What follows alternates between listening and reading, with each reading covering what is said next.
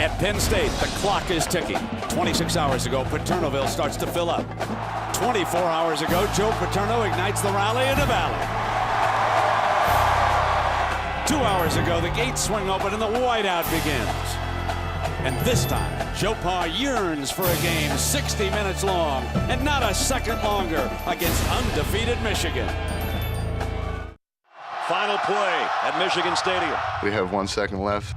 Fourth down, Michigan trailing by 4. It was just kind of feeling in the huddle, we're like, we're gonna score. I just threw the ball as hard as I could. Hennig fires to the end zone. I saw the ball come, and I was just like, catch the ball, catch the ball, catch the ball. Touchdown, Michigan! Michigan wins! I was stunned. I couldn't believe it. All our work that we done, it went down the drain because we was just talking about going to the national championship. Such a miracle drive to beat Penn State. You couldn't dream that up the way that game went. I mean, you really couldn't. 1 second. A tick of the clock. A blink of an eye. That's all it took for Michigan to trample on Penn State's dream of a perfect season and a national title. Cut to a year later, and the scene has changed. The tables have turned. Now it is the Wolverines with visions of perfection dancing before their eyes, while the Nittany Lions have the hunger for revenge in theirs. A perfect season and payback on their minds in prime time. Tonight on Saturday Night Football.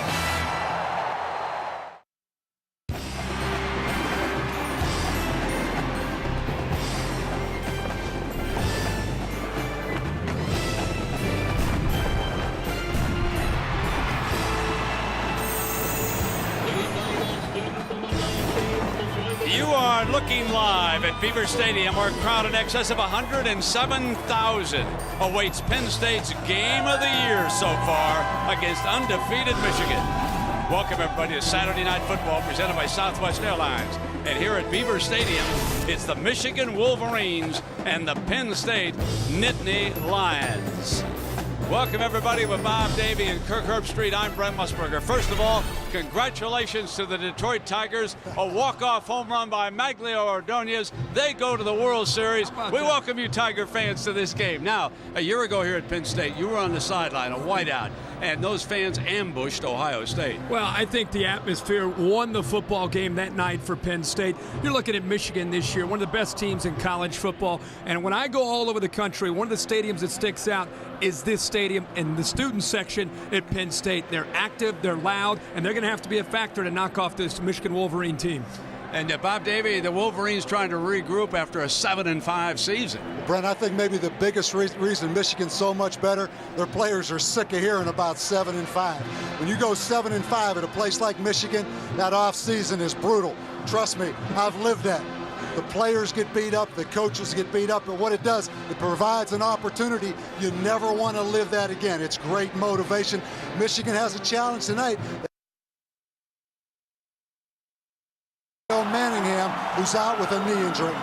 One of the subplots, two rival quarterbacks from Pennsylvania high schools square off. Which one will experience the thrill of it?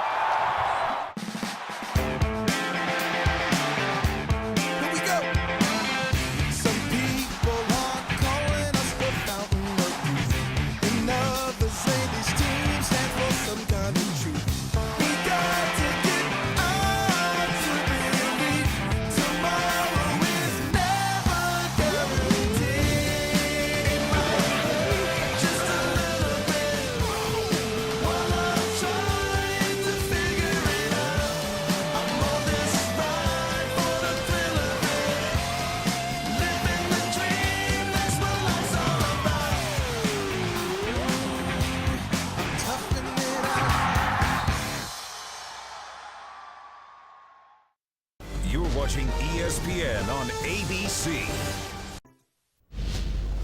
You are watching ESPN on ABC, and coming up, a great one out of the Big Ten. Michigan ruined Penn State's season a year ago. They're going to try and return the favor on Saturday Night Football. John Saunders, Craig James, and Doug Flutie. We'll hear from the gentleman in a moment. But first, we did have 3 top 25 teams go down tonight. Indiana gets the Iowa Hawkeyes. Vanderbilt shocks Georgia. And although this one is called an upset because of the rankings, Texas A&M beating Missouri, really no surprise there. But there was a big surprise in the Big 12, and it's a bad one for Oklahoma fans. Adrian Peterson going in for a second touchdown run.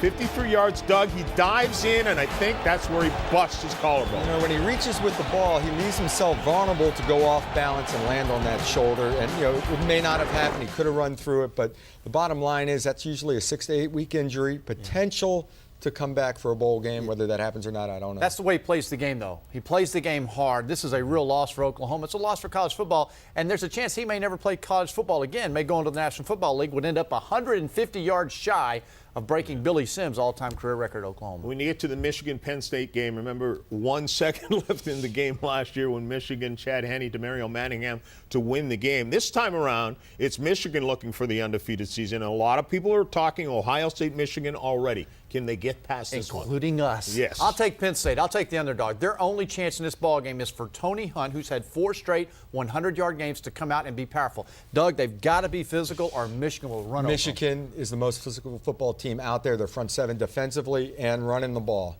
So they're just taking it and going. Even missing Manningham, I think they got enough weapons around there. Right now, let's join Brent Musburger. Joe Paterno, 41 years as head coach, leads the Nittany Lions onto the field. Lining the tunnel, former Nittany Lion players. And the whiteout in full throat here tonight at State College, Pennsylvania. The Wolverines of Michigan, undefeated. Ranked number 4 and thinking of a championship, must get through. Paterno and the Nittany Lions. It's coming up on Saturday Night Football on ABC.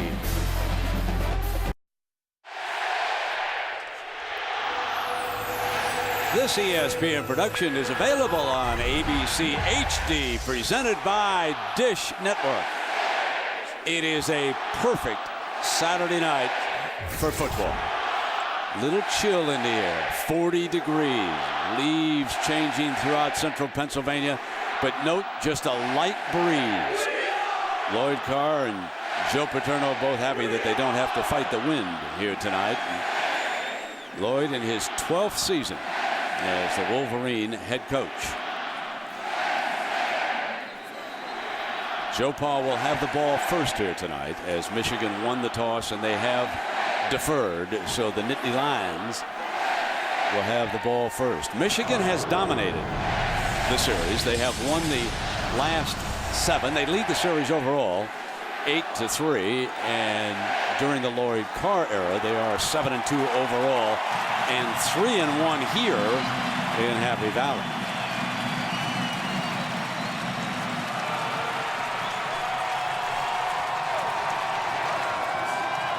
Everybody wearing white here tonight if you're a Nittany Lion fan.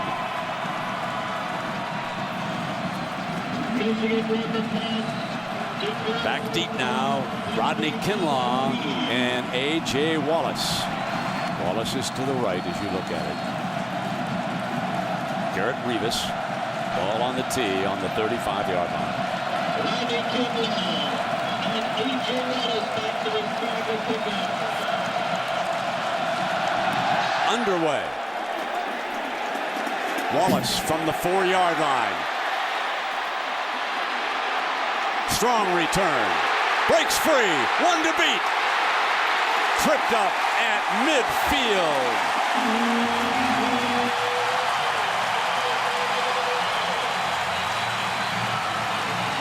Well, if you're Penn State, coach, this is exactly how you need to start the game, going up against a powerhouse like the Michigan Wolverines. And the true freshman, A.J. Wallace, the fastest player on Penn State's team. They list him as a defensive back, but he is electric with his hands on the football. Yeah, we can talk about all the great blocks, but as you said, that was just speed and instincts finding a seam. Savoy, the young man who may have saved the touchdown. And here comes Tony Hunt on a fullback lead play, and he powers for about 5 yards. So the impact players, as we think about the big three for Penn State, the quarterback Anthony Morelli, who may be coming off his best game a week ago. Tony Hunt, number 26, just got the first carry. And Derek Williams, number 2 wide receiver, who broke his arm a year ago in that Michigan game. Even though he is not the leading receiver, he is the impact guy that they will try to get the ball into his hands. Guys, Anthony Morelli. Coaches are talking a lot this week about the confidence that he gained at the Metrodome. He's got to play well tonight for them to have a chance.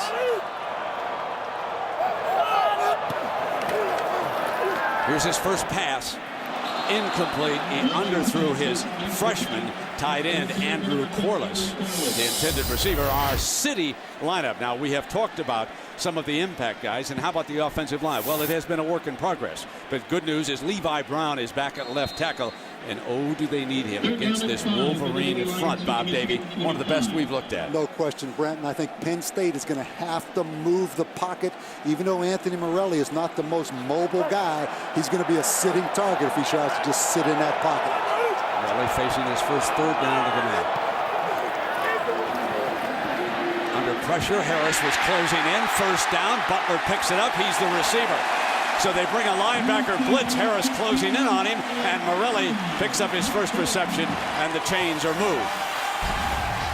And Deion Butler, who was a walk-on defensive back at one point, now has become Penn State's wide receiver. A great job by Morelli right there of just keeping his eyes up and seeing the open receiver, Kirk. And as far as a young quarterback getting the jitters out, its first throw looked maybe a little jitters. Nice throw there. Now he can settle in and just make good decisions.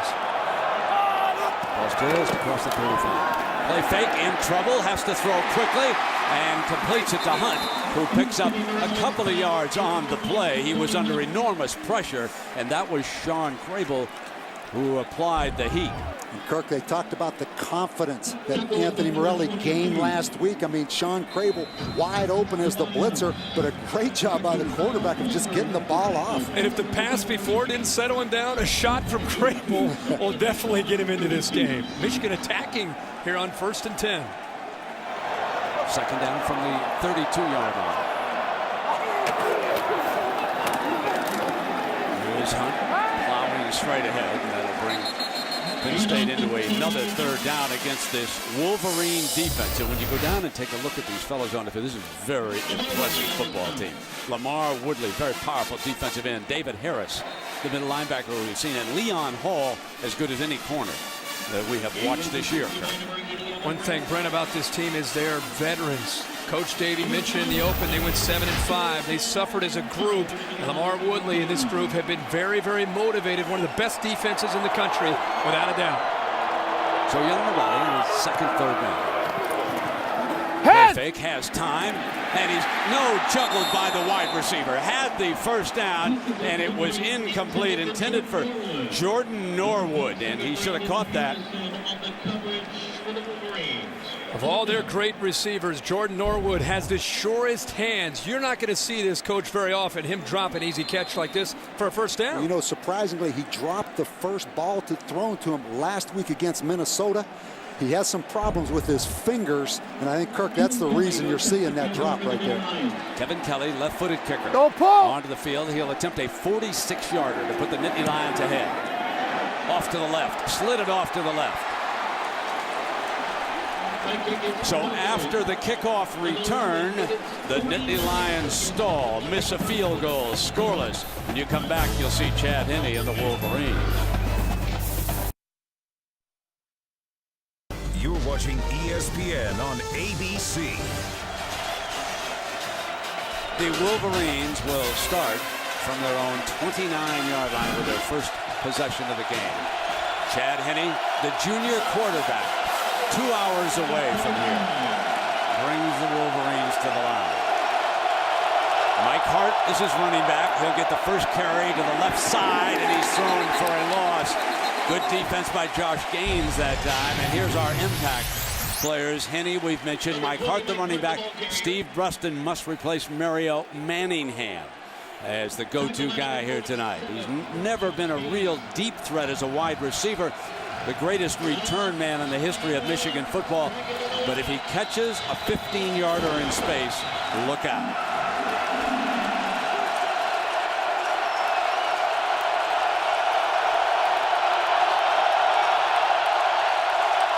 Second and 10. And our first penalty of the night. Steve Payman is our referee here tonight. Number 83. It's a 5-yard penalty, and it remains second down. Well, Lisa Salters, you came to a walkthrough earlier today by the Wolverines. That's right, Brent. This is the first time that Michigan had actually played here at Penn State since 2001. So none of the current players have ever played here at Beaver Stadium. Lloyd Carr wanted his players to get a feel for the stadium, so he brought them here at noon. They walked around for about 15 minutes. As you said, this is a homecoming of sorts for not just Chad Henne, but wide receiver Steve Breston and safety Ryan Mundy. Henne says that he's starting to get emails early in the week. People from Pennsylvania saying, have a good game, but watch out for Paul Puzzlesky. Brett? Indeed. Watch out for number 31, and they completed that pass. Lisa to Carson Butler, a tight end, number 85. So there is number 31. Puzzlesky was injured in the Orange Bowl against Florida State. He's the ringleader of this Nittany Lion defense. Third down and 9 for Henne and the Wolverines. Changing up at the line of scrimmage, having to deliver the change up because of the noise from this crowd here. Got the first down, I believe. Let's set. There it is, the spot. Got it. And it was Mike Massey. So Henne goes to two different tight ends. And Mike Massey, the tight end, who's known actually as more of a blocker. Excellent throw right there. Nolan McCready, the safety, trying to play some man-to-man coverage on the tight end. Chad Henne, a confident quarterback in his junior year, really learned a lot of lessons last year. I think at times maybe people put too much of the pressure on him. Great throw there on third down. He's going to come up firing again. This one's deflected. Second down and 10. Rolling in was Tony Davis. So our City, Michigan lineups, and we've talked about some of the impact players. How about the offensive line? A veteran line led by Jake Long, an All-American candidate at left tackle. If you want to watch a good tackle, block a defensive end, watch Jake Long. I'm a little surprised Michigan throwing the football as much as they're throwing it early. They normally run it about 66% of the time. And they moved. I believe they broke the snap count on the left side. We'll have to wait and see. Hart, there's a penalty flag down. He's the ball carrier. Prior to the snap, false start, offense number 85. That's a 5-yard penalty, and it remains second down. So, Kirk and Bob, let me bring you in now. The noise, how much does that affect you at the line of scrimmage here? Well, I think if you're Chad Henne and you're this Michigan team, you talk yourself in to accepting it and almost welcoming this kind of atmosphere. This is why you went to the University of Michigan, to have a chance to compete in this kind of crowd. But it's really a factor because Michigan, not a shotgun team. They're under the center and they're going on the cadence, not the silent count. Second down and 15.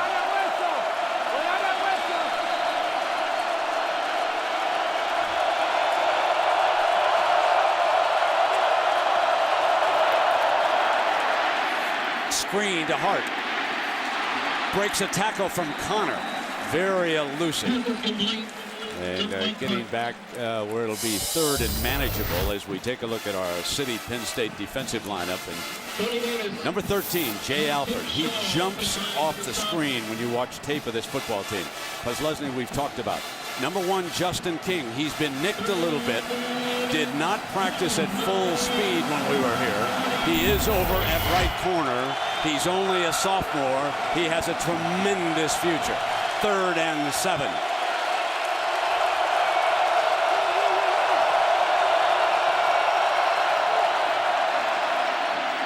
Protection holds. There's Connor. He did not miss this tackle. Butler goes down, and the Wolverines are forced to punt. One thing Michigan's trying to do here is utilize their tight ends against the Penn State linebackers and safeties. It worked the previous third down with a throw to Massey, but this time, great job by Connor being in position to bring down Butler. Still surprised that Michigan hasn't come out, though, like they've done in previous games, Kirk, and tried to establish the run with Mike Hart. They've really come out throwing the football, which surprises me. Mesko will punt, and Derek Williams, ever dangerous, is back. Returnable. Shakes a first tackle. Surrounded, though, at the 24. The Wolverines did a fine job of cleaning up on that after the gunner was unable to bring him down. We're scoreless. We're in Happy Valley. It's a whiteout, folks.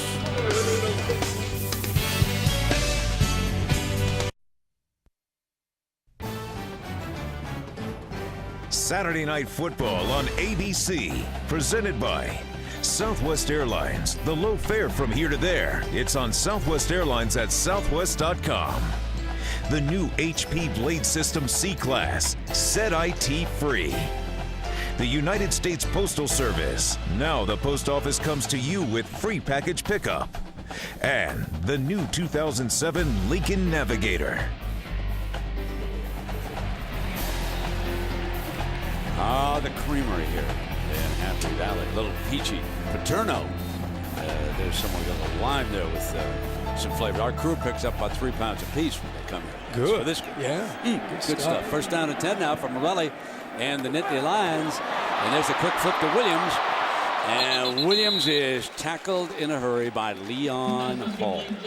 And trying to get the football, Kirk, early to Derek Williams. They did the same thing last week against Minnesota, just trying to get him on those little hitch and quick screens to get his hands on the ball. Coach, I think he's one of the better playmakers in the Big Ten Conference. And what's amazing is to this point, he only has one play over 20 yards the entire season. That came last week against Minnesota. So he's yet to get on track. And tonight, they need him to make plays. On 2nd and 8, they power straight ahead with Matt Hahn, the fullback. We get our first update of the night from Matt Leinart. Let's check in with Matt. Taco Bell update from the Plains. Florida and Auburn Gators on top. Chris Leak looking for Dallas Baker in the corner. Big Dallas goes up and gets it.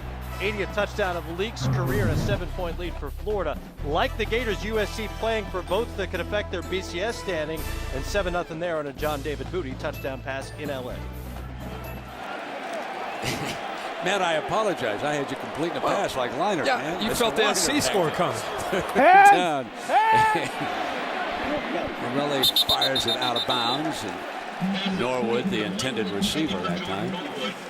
Coach made a point about throwing on 1st and 10. We're seeing it with Penn State as well. And do you think that's maybe the respect that Michigan and Penn State have for the defensive fronts from both sides? No question. For Penn State, Kirk, I think you have to throw the ball to set up the run. Yep. What concerns me if I'm Penn State, giving that ball back to Michigan, Michigan #1 in the country in time of possession. They can just keep the ball away from you if you don't keep it on offense.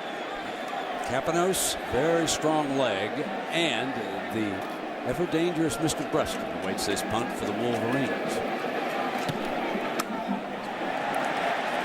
Booms it back inside the 20.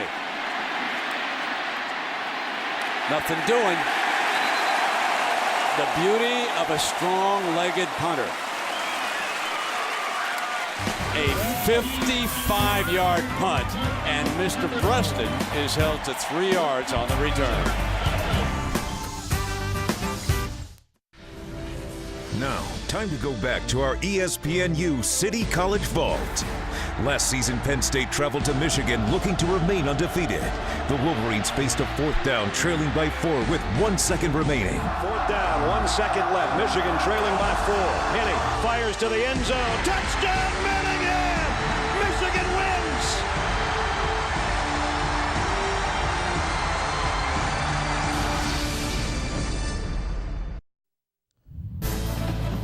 John Saunders in New York with a 30th 30 update. This is Maglio Ordonez, his second home run of the game. This one a 3-1 shot and a walk-off home run as the Tigers are headed to the World Series for the first time since 1984. Brent. Yeah, congratulations again, John, to the Tigers, and I'm sure there's a lot of folks back in Michigan who are enjoying that. That came out of nowhere, didn't it, fans? Watching the Tigers run all the way to the World Series. Here we are, the Wolverines with the ball now, coming out just shy of the 19-yard line.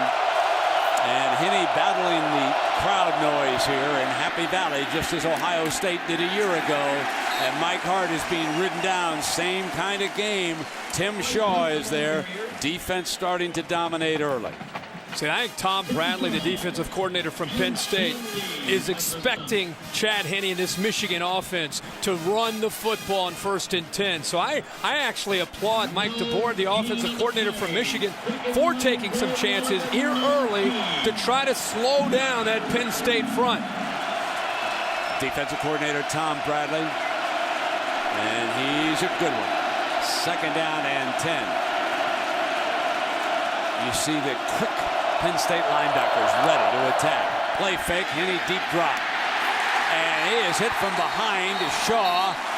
And let's see if it was an incomplete pass. It was. And Posluszny talked to us as you watch the performance here by the defense. And Tim Shaw, who was the starting Mike linebacker a year ago, now a stand-up defensive end, and that arm was going forward. That was an incomplete pass. But Tim Shaw, Brent, is a hybrid. That's a 4.5 40 that they moved down as a pass rusher. 3rd down and 10.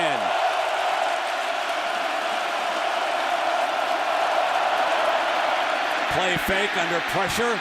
Henne. He's going to be well short of the 1st down. Wolverines are forced to punt again. A.J. Wallace came up from that defensive back spot. And Connor, number 40, right there. You're going to see great pressure. Big J. Alford right up the middle. Tim Shaw from the outside. And an excellent tackle by the freshman, A.J. Wallace.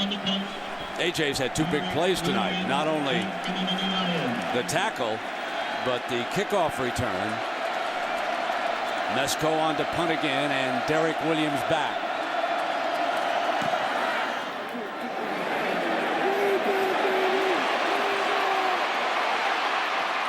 Fumble, loose ball, and we'll let them sort out. The Wolverines think they've got it, and the 2nd man in may well have recovered it.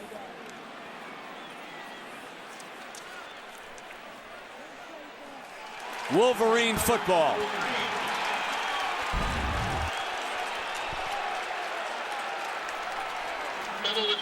Olibo knocks it loose and then recovers it.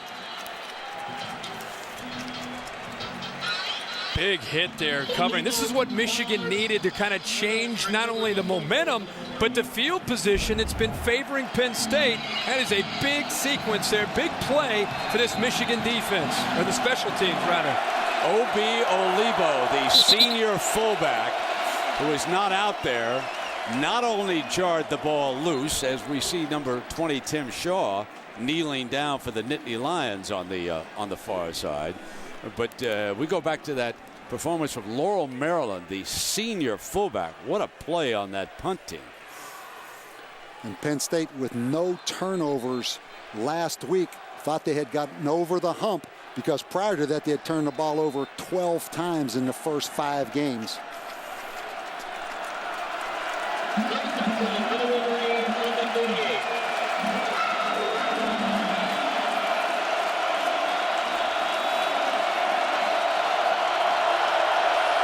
Henne communicating with Hart again. Tripped up as he crossed midfield. Jay Alford was able to trip him up. And the domination by Jay Alford continues. He dominated Minnesota last week, and that is a tremendous play coming down the line of scrimmage. Boy, he has power and quickness. And if Penn State can defend the run while keeping two safeties back to be able to defend against the Michigan receivers, they'll take that all night. And one thing, this crowd is a factor. It's more of a factor in a negative way for the offensive line than it is the defensive line. I think that's a huge advantage for Penn State right now. 2nd and 9. Hart eaten up. And you talked about the crowd, Bob, and here's what Puslesny said about having a whiteout crowd like this. Well, we know, we're going to have great support. And the crowd's going to be loud, especially when the defense is on the field. Everyone's going to be standing and yelling. So it's always, I think it just fires us up a little bit more to know that we have all those people behind us, screaming for us. And it just, it gives us more motivation to do well. Here's Henne facing a 3rd and 6. And you can see the communication problems that the Wolverines are fighting early.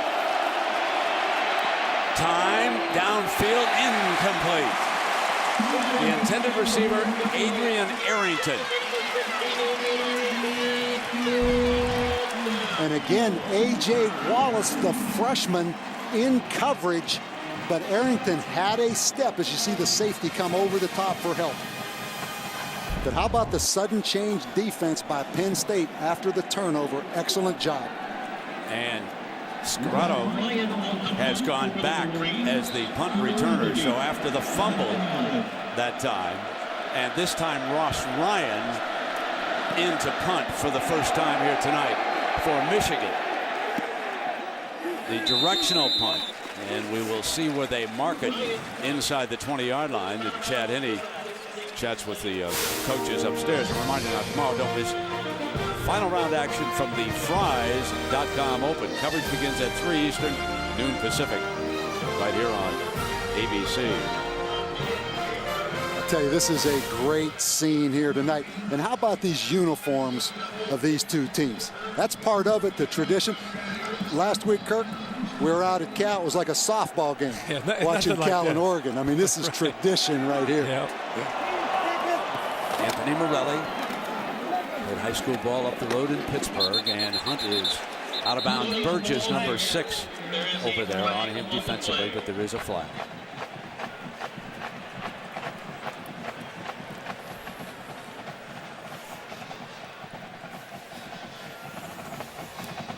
The Wolverines defense is allowing only 40 yards a game rushing, and on only 14 points a game they have surrendered. So just a very, very tough front seven to run against. Holding, offense, half the distance to the goal, remains first down.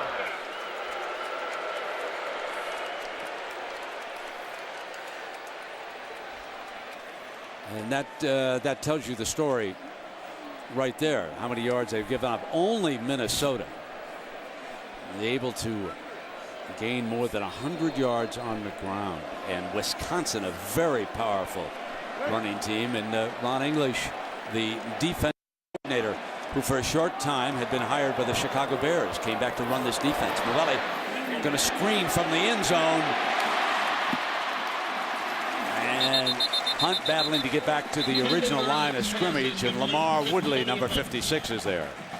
I think one of the reasons you're seeing this Michigan defense become so dominant, Ron English has brought some enthusiasm and attitude that these players seem to be feeding off of. But it's also a veteran group that he's inherited, a team that's been through the wars in the Big Ten, and they have toughness, they have speed, and they have power. And when Lloyd Carr says it might be my best group of defensive linemen that I've ever had since I've been at the University of Michigan, that tells you what he feels about this group and how good they are. And they relive 7 and 5 every day. This whole team does. Now on 2nd and 10, Hunt again picking his way for a couple of yards. And here's Matt Weiner again. Hi, Brent. Here's a Verizon update from Los Angeles. After a couple of uninspiring wins back-to-back weeks, the USC off and running. sometimes passing, mostly running. C.J. Gable here, 3-yard touchdown.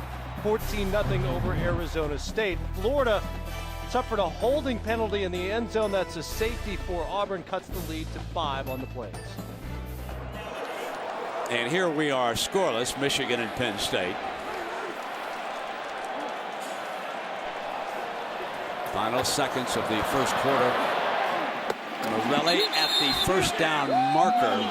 Looks to be just shy. The head linesman is right there where Jordan Norwood slipped when he made the catch.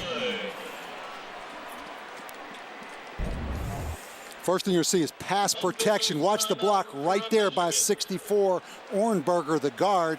And Kirk, it looked to me like that foot slipped out short of that line. This would be a good look at it right there. Well, he definitely starts to slide. I think he had possession of the ball before he went out of bounds, but boy, a couple inches there it looks like. Would you go this early? Would you gamble? Against this defense? No way. Coach, you're pretty quiet. The reason I wouldn't, look how deep. Think of those two defensive tackles, Terrence Taylor and Alan Branch, 331 and 300 pounds. Punt the football right here. There's a fiery Morelli over there on the sideline. He and Chad Henne, I pointed out, were rivals. As the evening unfolds, we're going to get into that story.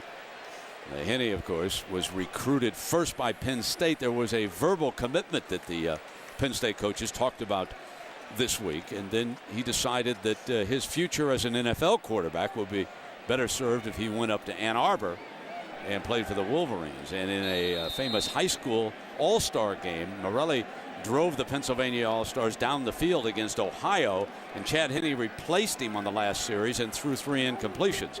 Morelli has not forgotten that. 4th down and inches, and Kapanos, a good punter. Preston knocked down and unloaded on Donnie Johnson. Just wails on him. A 49-yard punt, and you know how many yards on a return, folks. That's the goose egg. That's stoning the return man right there. What a great job, though, by Stevie Preston of holding on to that football, because he got rocked right there. This is their song. This is what really gets them going right here. Okay, they're rocking, aren't they, folks? ESPN Saturday Night Football, presented by Southwest Airlines, will return after this message and a word from our ABC station. We're in central Pennsylvania, and Michigan quarterback Chad Henne grew up in Wyomissing, Pennsylvania, about 2 hours from here. Yet this is his first collegiate game ever in this state, and it will be his only one. He's a junior this year. Next year's game would be back in Ann Arbor. So number 7, with mom and dad here in attendance, brings the Wolverines up to the line of scrimmage, and he has been battling fierce crowd noise here tonight. On a play fake, they're going to keep it in the air. Complete to the Preston, the punt return man, who jumps back in there and makes the catch. And guys, this is what Chad Henne has to be able to do on 1st and 10. They have 1 first down in the first quarter. Play action off 1st and 10. Time to throw, and he gets rid of the ball in rhythm and squeezes it in between the Penn State zone. And how about that catch by Stevie Preston? That ball was thrown behind him. Now you could go back to running the football after you're able to soften that Penn State defense up.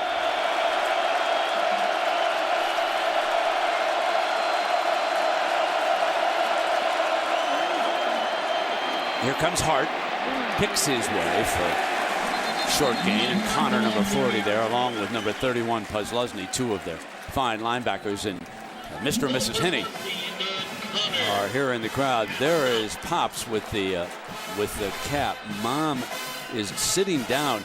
She has been wearing a yellow hood over there, almost like someone who doesn't want to watch her son play quarterback. Dad is on his feet there. Not until they get into the end zone, then she'll start peeking.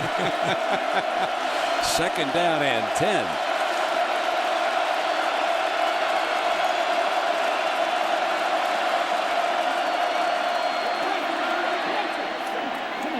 And a fine control pass to Greg Matthews, the freshman from Orlando, Florida, who will get a lot more playing time because of Mario Manningham's injury, but there is a penalty flag back by the line of scrimmage. He's going to go against Michigan. How about true freshman on true freshman? Greg Matthews and A.J. Wallace, the wide receiver against the corner out there.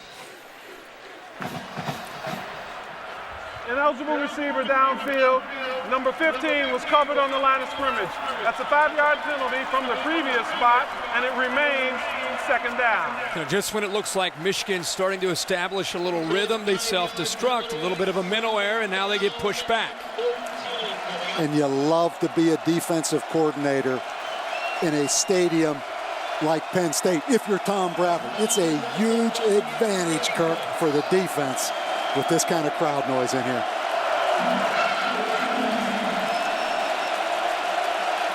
Second and 14. That's King, number 1, who comes down. They stack. He gets help, and it's going to be a timeout called by the Wolverines. Not going smoothly for the undefeated Michigan Wolverines so far, and we've got a timeout here in the Happy Valley.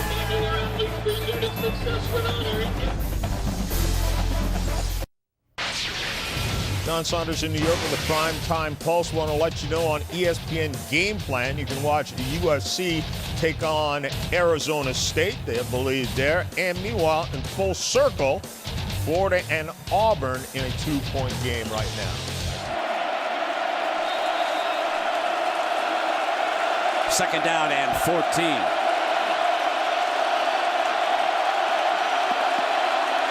The communication problems here tonight. Henny throws in underneath. And unable to bring Adrian Arrington down until he picks up a first down, a fine run after the catch. And the Nittany Lions did not do a good job of wrapping him up. Well, and this is the young man who's going to have to step up for the Wolverines. Adrian Arrington with Mario Manningham down. And you get a little bit of an idea of what he can do after the catch. He reminds me a lot of a Ty Streets or maybe a David Terrell of years ago for the Michigan team. Nice catch, coach, and then showing some ability to get upfield and pick up that first down. Broke his ankle a year ago. The word is not great speed. Looked like pretty good speed to me. Running away from some people. Ball just across midfield. There is that quick throw to Bruston that picks up 11 more. So Steve Bruston with another first down. And again, 1st and 10, Michigan deciding to try to throw the football, not having success with Mike Hart. Why not take a chance, throw the ball out to a playmaker in Steve Breston, another young man who's going to have to step up, coach, with Mario down. And another young man from Pittsburgh right down the road that you can tell is super motivated for this football game.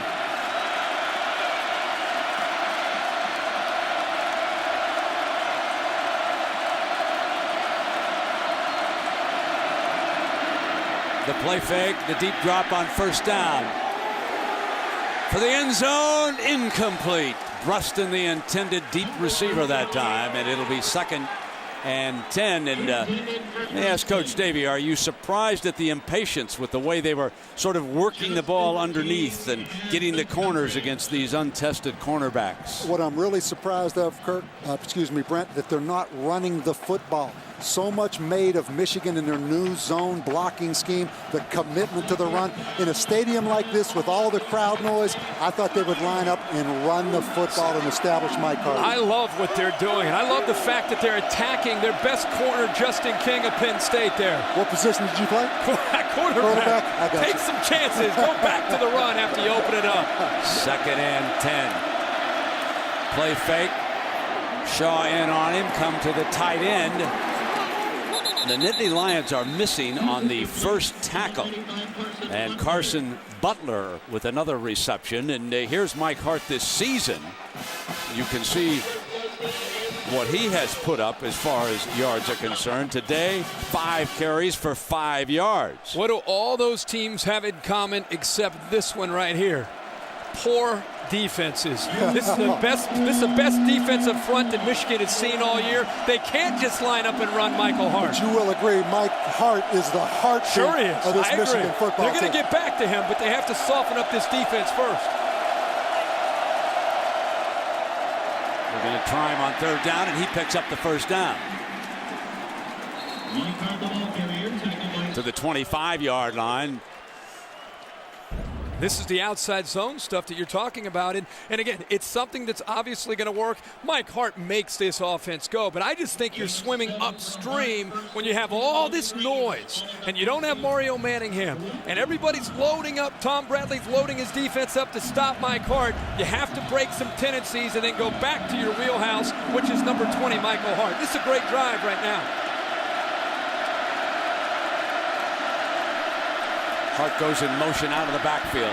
Throwing again on first down toward the end zone. Incomplete. Second down and 10. Again, Preston is the deep target, and Justin King stride for stride right with him.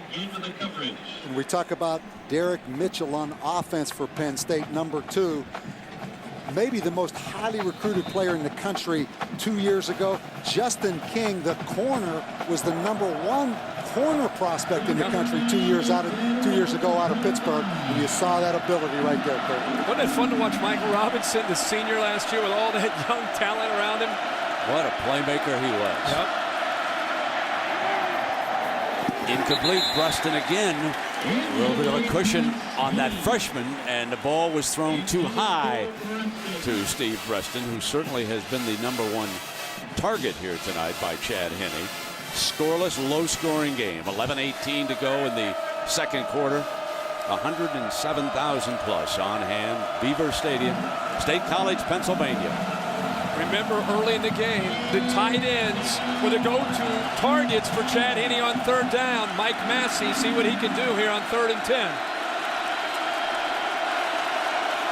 He's on the right side of the Wolverine formation. He releases, Henne looks middle, goes, touchdown, Wolverines! Arrington. There is Chad Henne's father on his feet there with the white Michigan cap. And Chad Henne fires into the end zone, and Arrington. This is a great shot of the arm strength of Chad Henne. He pushes it right in there between Wallace and the safety, Donnie Johnson, who is moving to the middle of the field. Chad Henne, who's from this state. Big, big touchdown for Adrian Arrington and the Wolverines to take the lead here on the road. Jared Rivas pounds the extra point home, and Michigan strikes first here in Happy Valley. How will the Nittany Lions respond to this touchdown pass by Chad Henne? We're about to find out.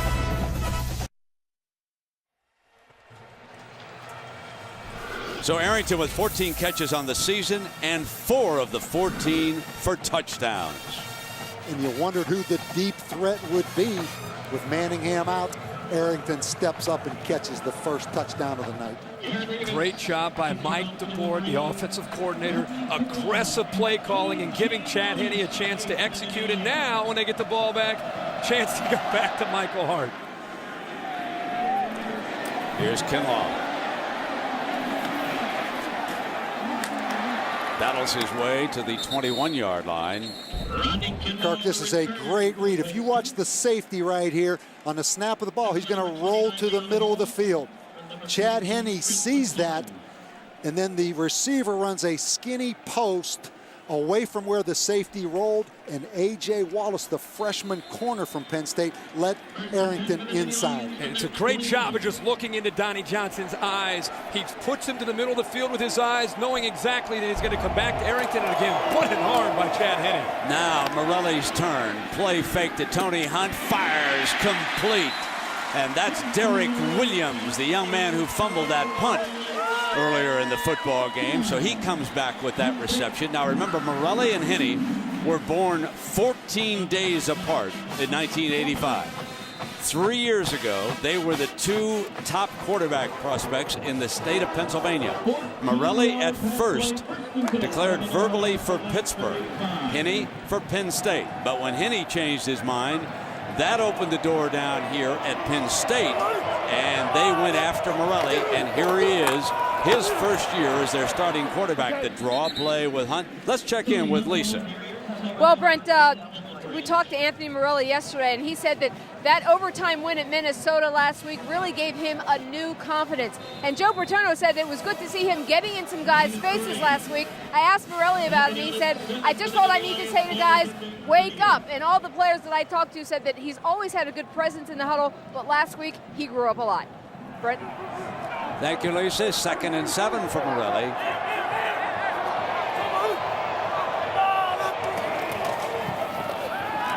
Play fake again. In trouble and sacked at the 25. Terrence Taylor, the sophomore from Muskegon.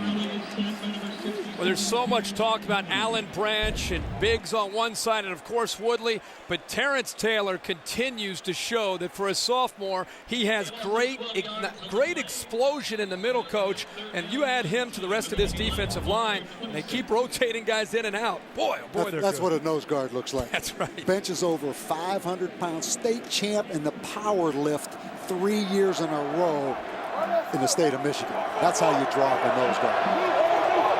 The loss of a dozen makes it 3rd and 19 for Morelli. In trouble again. Woodley's got him. Slams him down. Back-to-back sacks. And the Wolverine front dominates Penn State's line, but there is a penalty flag at the 22-yard line. How good's that front seven look to you? It's the best in the nation, best in the country. Holding. Offense number 65. That penalty is declined.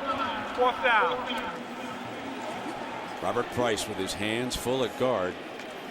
Speaking of his hands, Lamar Woodley using his hands. We always talk about how athletic he is, but he's just a great technician. And that time he used his hands to shed the offensive lineman and put the pressure. When you can get pressure that quick with just rushing 4, that's good. You know what? I think Woodley was too big last year. He played at about 270. Now he's about 250 and really has that speed back. Yep.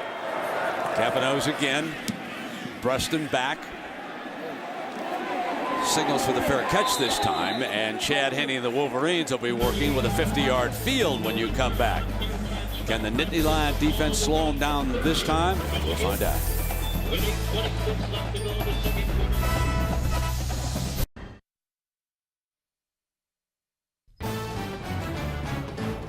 Saturday Night Football on ABC, presented by Southwest Airlines. The low fare from here to there. It's on Southwest Airlines at southwest.com.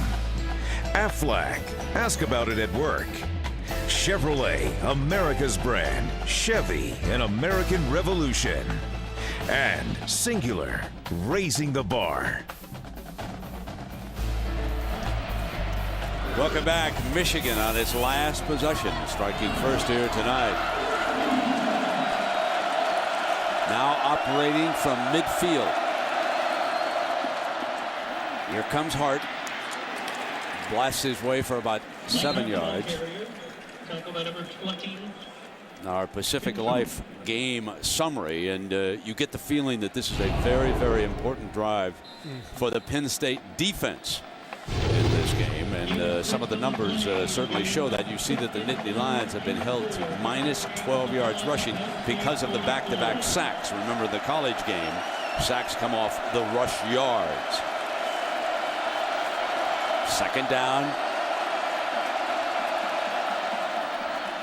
Here's Hart again. And Matt, you've got another update for us. That's right, Brent. Florida and Auburn on ESPN, and ESPN Full Circle, and the Gators scoring by air and by land, which means by Chris Leak or by the freshman Tim Tebow. His 4th rushing touchdown of the season made it 17-8. Now 17-11. They've just gone to halftime there. In L.A., John David Booty's tossed his 2nd touchdown pass, all Trojans. And a very good battle looming for the number 2 spot when the BCS rankings come out this week. It'll be interesting to see if it's USC or Florida if those scores hold up here tonight. 3rd down and 2, and Hart steps for the 1st down for the Wolverines. Michigan has 10 first down calls. 5 of them have been through the air. 5 of them have been on the ground. And the fact that they're mixing up the play calling, I think, is allowing Jake Long and the rest of the Michigan offensive line, even on third down when you know it's a run, they're starting to take control, the battle in the trenches, which is essential to the success of this Michigan offense. Your boy Jake Long just had him a pancake right there on Tim Shaw. I saw number 20's cleats sticking up in the air at the end of that play.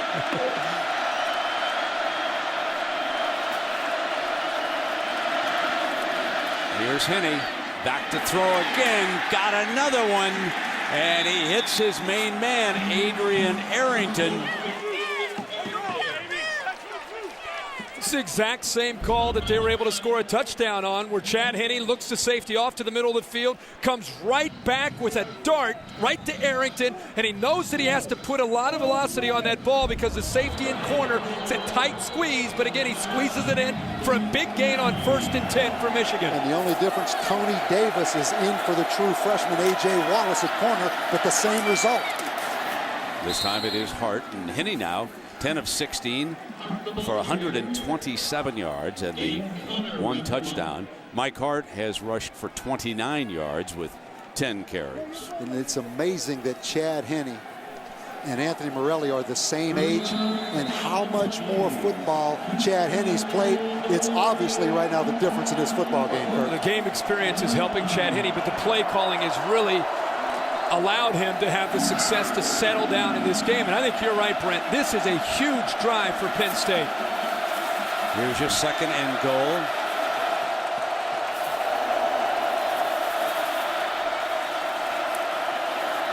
Using motion, looking to confuse them, and a deflection again. And that was Tim Shaw, number 20, who made the play defensively for the Nittany Lions. And I think the reason we all agree that it's essential, even though it's so early in the game, is Penn State is playing a team that's physically and as far as experience, one of the best teams in the country. We talked all week about the whiteout, the crowd being the equalizer. If you get down 14, that crowd starts to become a little shaky. 3rd and goal for Henne. End zone, incomplete, off the hands of Mike Massey, the tight end. Field goal time for Rivas and the Wolverines, you would think. Chad Henne showing a nice touch there, trying to get it to the back of the end zone. Again, to the tight end. Boy, this nice touch. Massey right there to make the play, but unable to hold on. He worked his way in behind the linebacker and the safeties. And here's Rivas now. Ross Ryan, one of the punters, will hold for this 23-yard field goal attempt by Garrett Rivas. It's like his 10th of the season. And it's 10-0. The Wolverines lead Penn State. Can the Nittany Lions rally? We'll find out.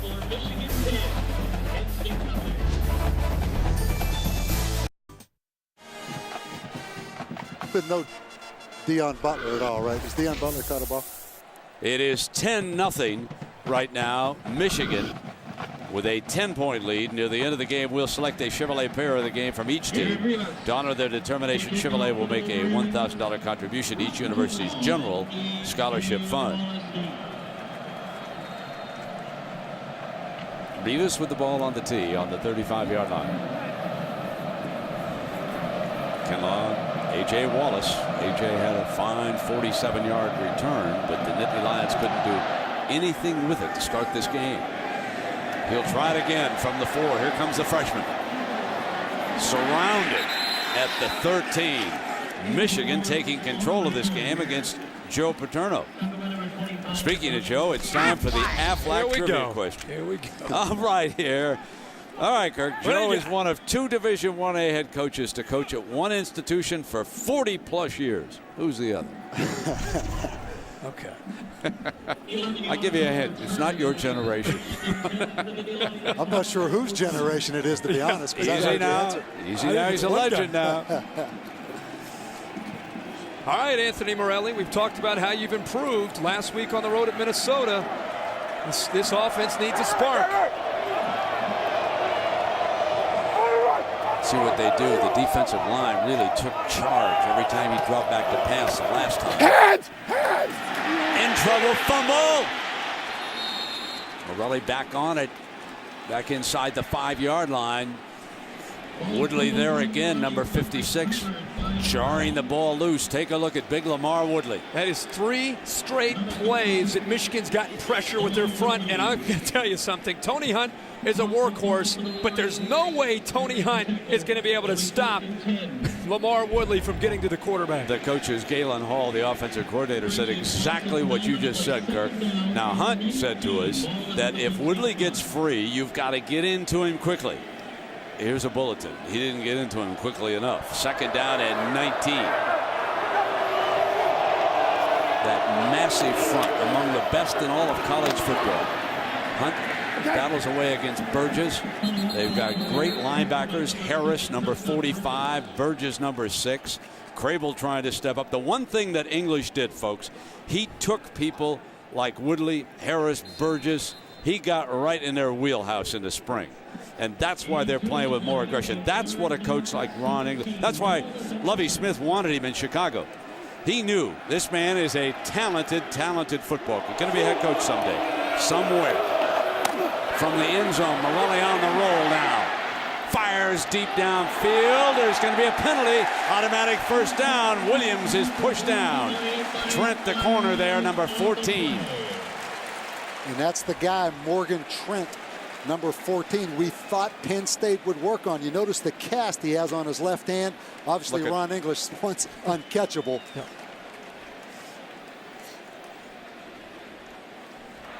Pass interference, defense number 14. That's 15 yards to the previous spot with an automatic. I'm going to tell you something, guys. That might have been about the only way Penn State could have gotten a first down, is to catch a break, a little out and up, and Trent gets caught, but he's actually in good position. He just doesn't know where the football is, Coach. By the time he turns around, it's too late, and he's bumped Derek Williams. Exactly. Good call, and a huge call for Penn State, because if they gave the football back to Michigan right there, they were in deep trouble. Yeah. Starting to cave in a little bit. We also noticed Penn State moving the pocket a little bit right there on 3rd down to get away from that rush. Hands! Strike on 1st down. Just that quick flip outside. This time it's Deion Butler, number 3, who has been his leading receiver and has been quiet here tonight. Trent up to make the stop. When you take a look at Morelli, he's 6 of 9, 45 yards. And Hunt has been limited to 14 yards rushing in 5 carries. Total yards right now, Penn State with only 31. Trying to add to it. 1st down. Tough Tony Hunt. Penn State, after catching that break on the pass interference against Michigan, they go with the quick throw, as you mentioned, Brandon. Then they went right back and ran the football with the power running of Tony Hunt. And Michigan's secondary happened to be confused on that side, and it worked out very well for the Lions. Running against the middle of it. So the last 4 games, Tony Hunt well over 100 yards. But here tonight, it is much tougher going against this front 7 for the Wolverines. You know, one of the workhorses that you don't see very often anymore in college football. Receivers recovered, and he's sacked again. Wrapped up by Rondell Biggs. And that time, Penn State tried to use some maximum coverage, keeping the tight end in the back end. Doesn't matter. Still got overwhelmed. Well, you got one thing about Penn State: 4 of the 5 up front are new starters, and you're going up against a veteran defensive line. But if they keep getting pressure, Brent, with just rushing 4, they're not going to be able to move the ball. And that was the 4th sack tonight.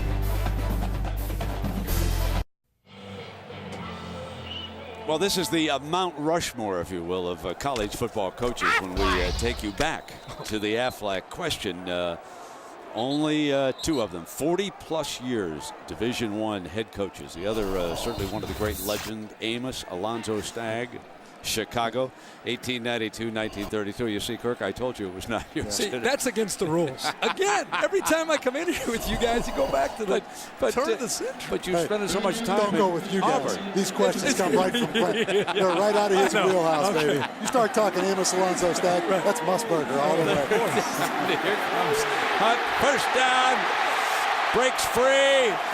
One of the best plays of the night for the Nittany Lions.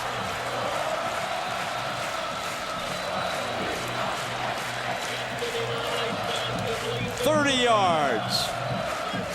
Well, that gets the wideout excited and gets his stadium alive. And, you know, this is one of those things where Michigan's defense caught out of position, and the timing and the execution of the screen, outstanding. And Tony Hunt, coach, that time showing him pretty good speed in the open field. Well, you think the pass interference on Morgan Trent was a big call? Oh, wow. Yep. Morelli rolling to the right, gets time, and drills it incomplete. It short hopped into the arms of Norwood. And you see the problem Penn State has. Anthony Morelli, the quarterback, is not the most mobile of guys. He's more of a drop back passer. But to get any kind of pass protection at all, they have to move the pocket, Kirk, and roll him or maximum protect. And that's not really his style, particularly rolling him. Yeah, the few times we've seen him sitting in the pocket, he's been on his back with the four sacks. Second down and 10. I think you saw the tape on his left hand. Middle finger been injured, and he tapes up a couple of fingers, but that's his non-throwing hand. Dropped by the freshman tight end, Andrew Corliss. That's the second drop of the night. You see Joe Pa. I mean, that look of disgust right there says it all, because Michigan is really good, but I'm not sure Penn State has played as well as they're capable of playing, Kirk, early in this football game. They missed out on some opportunities. The opening kickoff, big return, weren't able to capitalize on that. They fumbled a punt right at midfield, and a punt return gave Michigan the ball back. They've had their chances, and we'll see if they're able to execute here with this opportunity. Third and long coming up for the Lions. Nothing. Looks downfield. Got it inside the 20-yard line. Norwood makes the catch. Working against Ryan Mundy, the safety. Now this time we've been critical of the Penn State protection and what they're doing for the quarterback. This time Michigan bringing four. Remember, that's been a headache for this offensive line. Enough time. Morelli buys a little bit of extra time, and he finds his man downfield for the first in Norwood. And a timeout's been called by the Nittany Lions over here. Oh, hold on a second. The other way. It was the Wolverines who called that timeout. Let me correct myself. We'll take a break. So the Nittany Lions are in the red zone. Earlier in the game, they missed on a field goal attempt. They trail Michigan 10-0.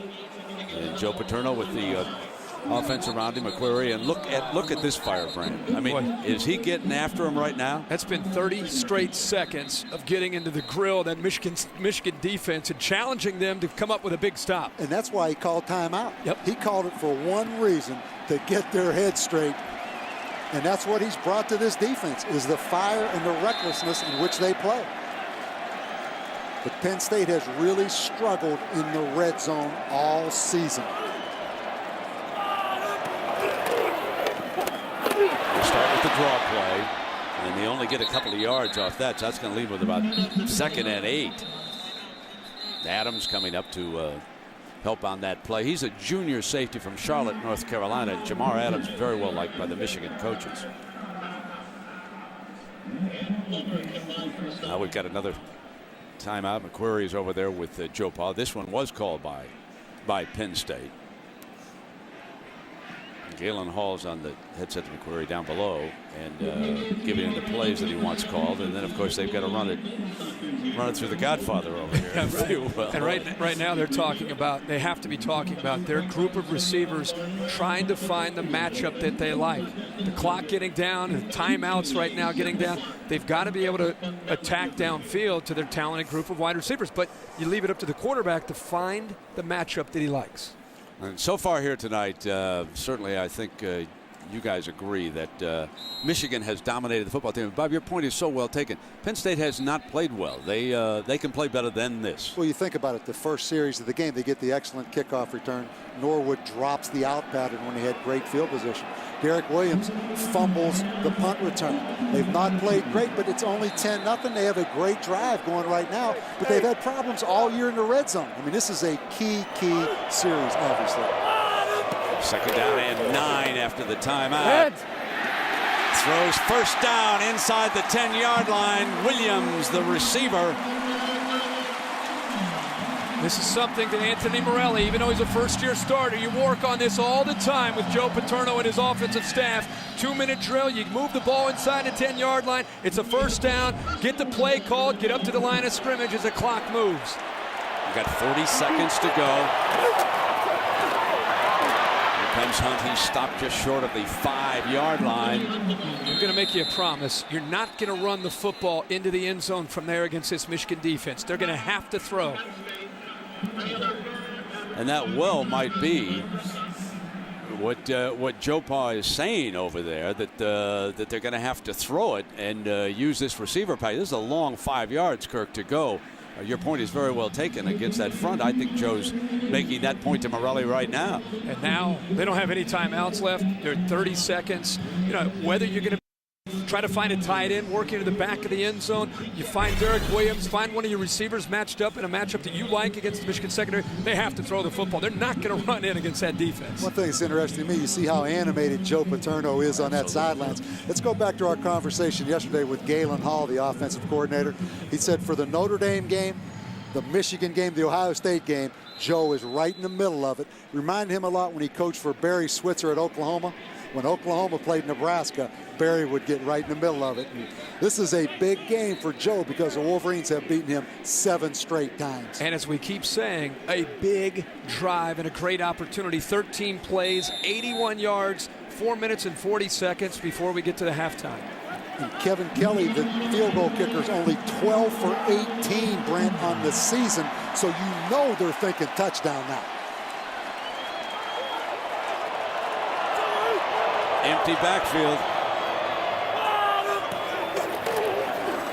Looking to throw it. Lobs it into traffic, and Williams was well covered by Morgan Trent. The corner had him sealed up back there, and the clock stops, and it'll be 3rd and goal with 24 seconds. Outstanding coverage. The only option you have here is to throw it up into the student section, get rid of the football. Did you notice A.J. Wallace, the defensive back, in there as a receiver, two-way player? He's the fine return man. He has played corner tonight for the Nittany Lions. Been on the field offensively. Now Hunt returns.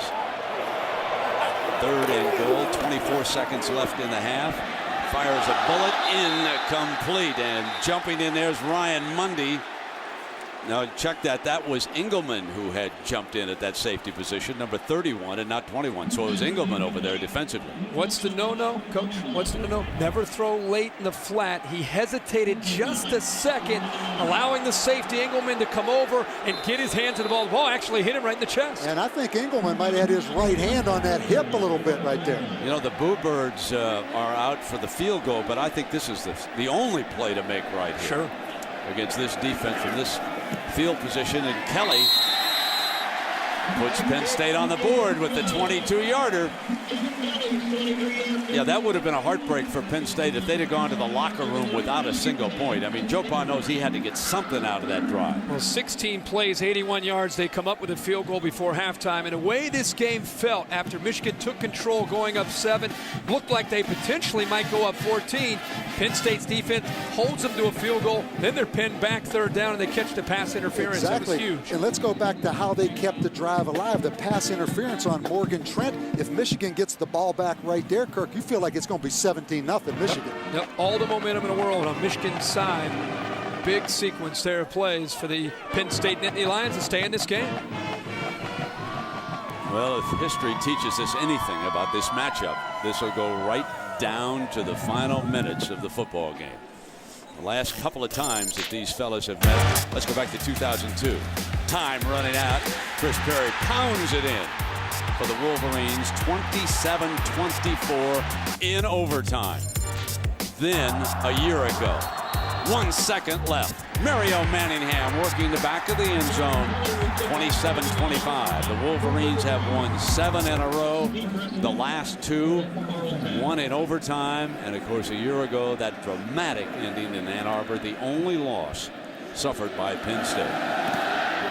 On the ground with 14 seconds, bobbled at the 25-yard line, and then returning it out to about the 32-yard line is Obi Olivo. A little surprised Michigan didn't try the Nebraska play they used in the Alamo Bowl on the kickoff return right there. You know, the double, triple lateral. I was there. I just kept my mouth shut and watched. I mean, Lloyd's getting a little conservative. I thought he might pull that out at the end of the half. No, right he there. better not. That'll do it for the first half. And now let's send it to New York. John Saunders and the gang. Craig James and Doug Flutie. Take it away, Big John. Brent is never more enthusiastic than to throw it back here. You like what you're seeing from Chad Henne? Oh, no doubt. He slings the ball down the field. When he decides to throw it down the field, he throws it. Had a beautiful post route for a touchdown, stuck a couple backside posts in there. This nickel and dime stuff, he likes to sling the football. And you know what? You talk about slinging the football. In order for Penn State to have a chance in this game, just like Anthony Morelli did in that last drive, he has to complete some passes. They have to get down to the red zone. And I agree with Kirk, man. Once you get in there, it's a tight field. Michigan's powerful. You're going to have to figure out some quick, dynamic throws to get the ball in the end zone. Talk about being powerful. I mean, they've shut them down to actually negative yards rushing for Penn State because of the sacks today. Yep. Because of power and powerful Maglio Ordonez, the Detroit Tigers are going on to the World Series for the first time since 1984. Ordonez hit 2 home runs in the game, including this walk-off 3-run shot as Detroit sweeps the Oakland A's, goes on to the World Series. Meanwhile, let's get back to college football. Florida facing Auburn today. Well, it's the 2-quarterback look. Chris Leak through the air to Dallas Baker. Beautiful throw and catch. Baker goes up over the top. You got to love having a big receiver that can go up and get the ball for you. Then the quarterback on the ground, Tim Tebow. And you know what? We hadn't seen a lot of Tebow because Chris Leak has really done his thing. They bring Tim Tebow in. He runs the ball when he's in the football game. He's just a strong, courageous runner, and that system continues to help right now in this game. I thought maybe Florida might get exposed in this game, but it doesn't look like it. No, not at all. You know what? They started out early. Auburn jumped out there and looked like they were going to do it, but all of a sudden, Florida comes back. Chris Leak and Florida have done extremely well on the road. Auburn's defense, though, man, how about them giving up some big gashes? Yeah, almost 200 yards.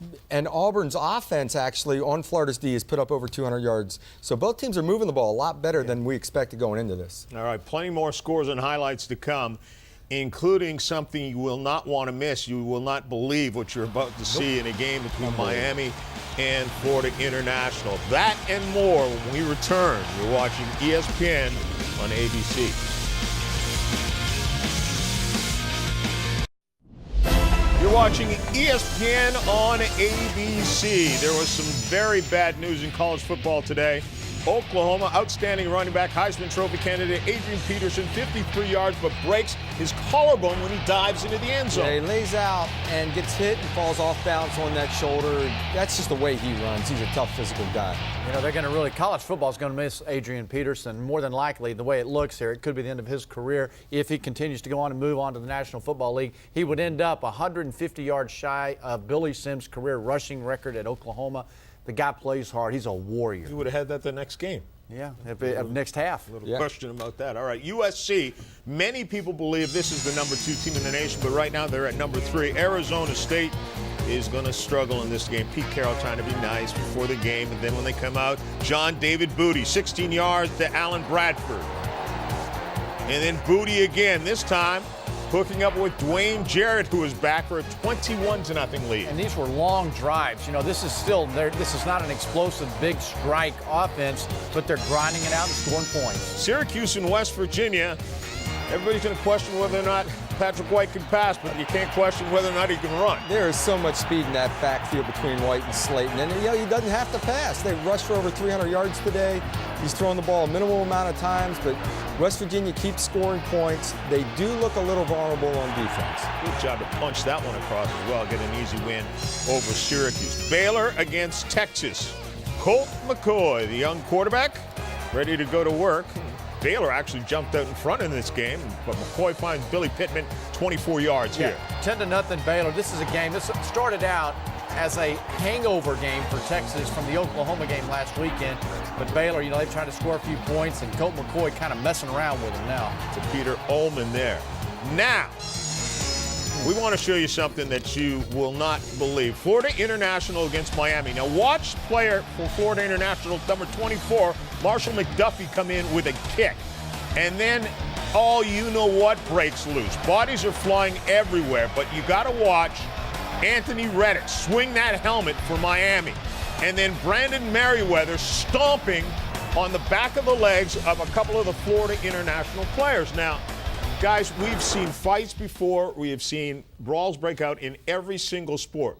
I've never seen something quite that violent and unacceptable as stomping on people from behind. We've seen South Carolina and Clemson before when they went out and they had a fiasco on the football field, and those two institutions were embarrassed. This is a bad situation for both schools, particularly, I think, maybe for the University of Miami, because they're such a high national profile school. Larry Coker's got plenty on his plate right now. Now you add this in there. This is not good for college football. These should be some serious disciplinary actions that come down on the schools. There better be big-time disciplinary action taken. This is, to me, it's ridiculous. I can't understand it. But the bottom line is these guys, you have to be accountable for your actions on your field of play. No matter what the situation, you're accountable for your actions. You can say it's competitive, it's whatever, things get out of hand. That's bull. Keep your helmet on. Keep your helmet on, play football. You get in the fight, there's scuffles that go on. Yeah. But don't kick people. Be accountable. There are players who I don't think should be playing the rest of the season when they look at that tape. Stick around. When we come back, we will have more conventional football, type where they're just catching the ball and running the ball and hitting each other. All the good stuff.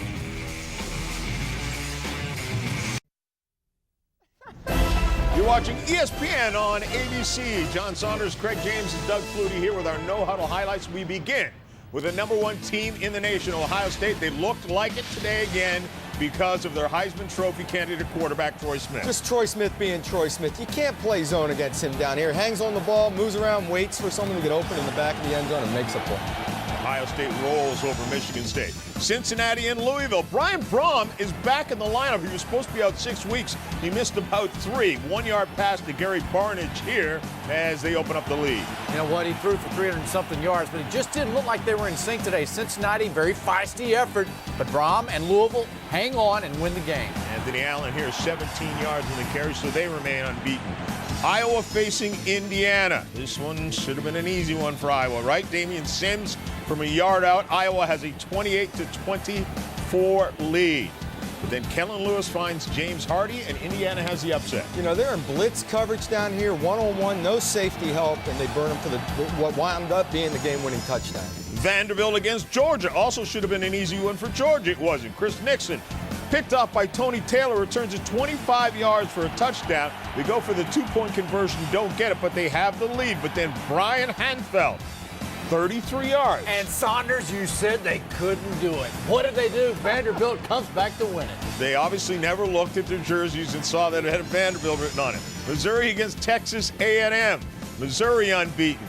Stephen McGee fumbles a bad snap, recovers the ball in the end zone for safety.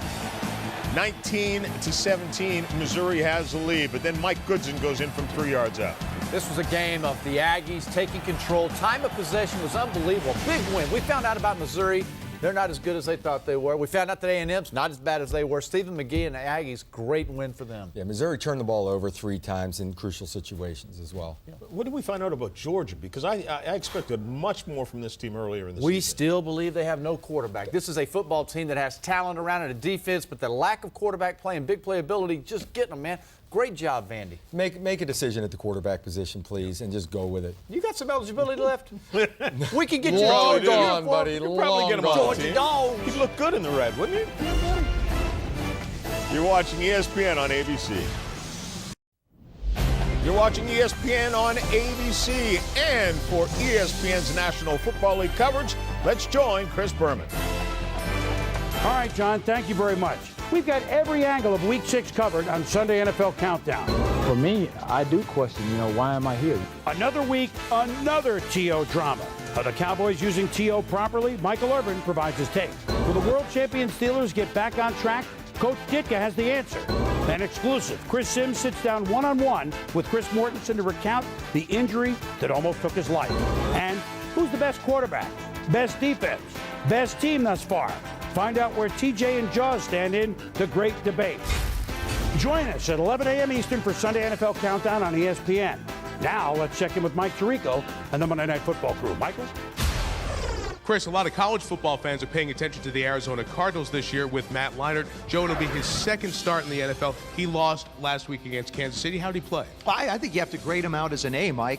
I thought Matt Leinart did a very, very good job, very steadying influence for this offense. They'd had a lot of problems, fumbles, interceptions before. He did a very nice job. Yeah, he threw a late interception, but a lot of veterans do that. Matter of fact, he looked an awful lot to me like he did in college, Tony. Very comfortable. That's all well and good, but he won't be playing against any Pac-10 defenses on Monday night. The Bears come in with the #1 overall defense, the #1 overall offense. They're 5-0. They look fearsome. Leinart better hold on to all his body parts. John, the Bears and the Colts, the only unbeaten teams in the NFL. We'll see the Bears Monday night, 8:30 Eastern on ESPN. Mike, we will see you then, and the second half is coming up after these messages and a word from our ABC station.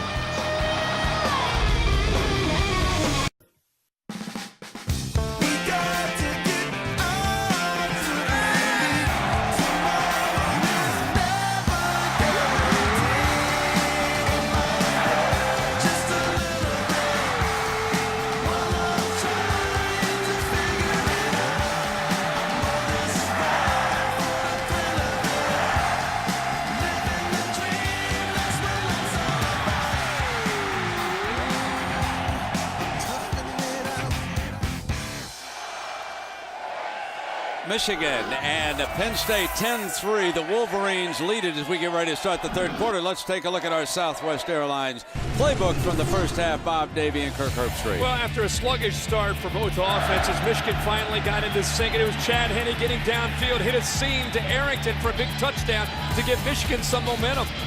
When I think the most impressive thing I saw, the power of this Michigan front seven and the pass rush. They had 4 sacks in the first half. They did dominate up front. So what can the Nittany Lions do to get back in this? Well, I think they have to go through the air. There's no way they can just line up and run Tony Hunt. Coach, I believe they have to give Morelli a chance to throw the ball to his receivers, spread the Michigan defense out, and then go back to running the football, much like Michigan did in the first half to set up their running game. Exactly. I think 2 things for Penn State. Don't give up the post route on defense. Michigan hit 2 deep posts. Second thing, move Morelli if you're going to throw the ball and try to create a play, Kirk, like you said, because Michigan's just too powerful on defense. Now the Wolverines will handle the ball to start the second half. Remember, they deferred at the start of the game. Kelly kicks it off. Preston waiting a yard inside the end zone, and he shakes a tackle, still trying to get upfield. Cuts back, and he is just short of the 20-yard line. Let's take a look down our Pacific Life game, a summary, as you might expect. Some of the important numbers here, guys, certainly favor the Wolverines. The fact that Penn State cannot run the football, negative 10 yards rushing, a little bit misleading because of all the sacks, but the last drive for Penn State, we'll see if their defense can try to get the ball back to them, Coach, because they had some momentum going into the shower after that 16-play drive. And the biggest stat, the pass interference on Michigan that kept the Penn State semi-drive alive for the field goal. Chad Henne and the Wolverines. Here's Hart on first down, and Connor, number 40, steps in. A 2-yard gain for Mike. He is really tough for the first guy to bring down, Kirk. I think that's his strength, is the lower body strength that he has. The first guy typically does not bring him down, and he's got such power when he runs. 500 and, well, it's up over 90 now. Touches without losing the football. The only fumble loss, folks, you got to go back to September of '04. That's just remarkable for a running back. Here he is again. Another touch and securing the ball. And let's check in on Chad Henne's pass chart for the first half. Well, the thing that jumps out at me, accurate underneath, obviously, but right here down the middle of the field, that's where the big chunks have came. We talk about the post route, 2 for 2 for 52 yards. The other thing that doesn't show up in the pass chart is Mike DeBoer. We got to get him on camera. He did such a great job of mixing up the play calling on 1st and 10. They had 12 chances, 6 run and 6 throw. Quarterback sneak for the first down. Chad Henne muscling straight in. When you see Chad Henne physically down on the field warming up for Lloyd Carr, as we did tonight, you see a sleeker quarterback, guys, than I remember from a freshman year. He has developed some muscle working in the weight room. He's a good-looking athlete now. He's got a little ink on that tricep, too, which always stands out. Anytime you see a quarterback with ink, you always, ever since he's been in Michigan, it's always mystified me. I find him to be one of the most underrated signal callers in college football. And we've got a penalty flag down here as we talk some more about Chad Henne. Again, grew up just a couple hours from here, Wilson High School. His longtime high school coach, a great Penn State fan. In fact, he has the license plate Yanks-PSU. But framing that license plate these days, Michigan football. So let's meet Chad Henne. Chad Henne, quarterback, University of Michigan. I played in every stadium in the Big Ten. This will be actually the first time I get to go into Penn State. I mean, I've been there for many games, being recruited. It's going to be a lot of fun because it's a hostile environment. I have a lot of family and friends that are going to come to the game, and they'll be rooting for me. It's just a great stadium, and it's a chance for us to win another game. The one quality that he's got that coaches like, he is consistent. I've never seen him real excited or up way high, but I've never seen him way down low either. He's a very steady, calm quarterback. First down at 15. Great protection. Too high. Overthrew.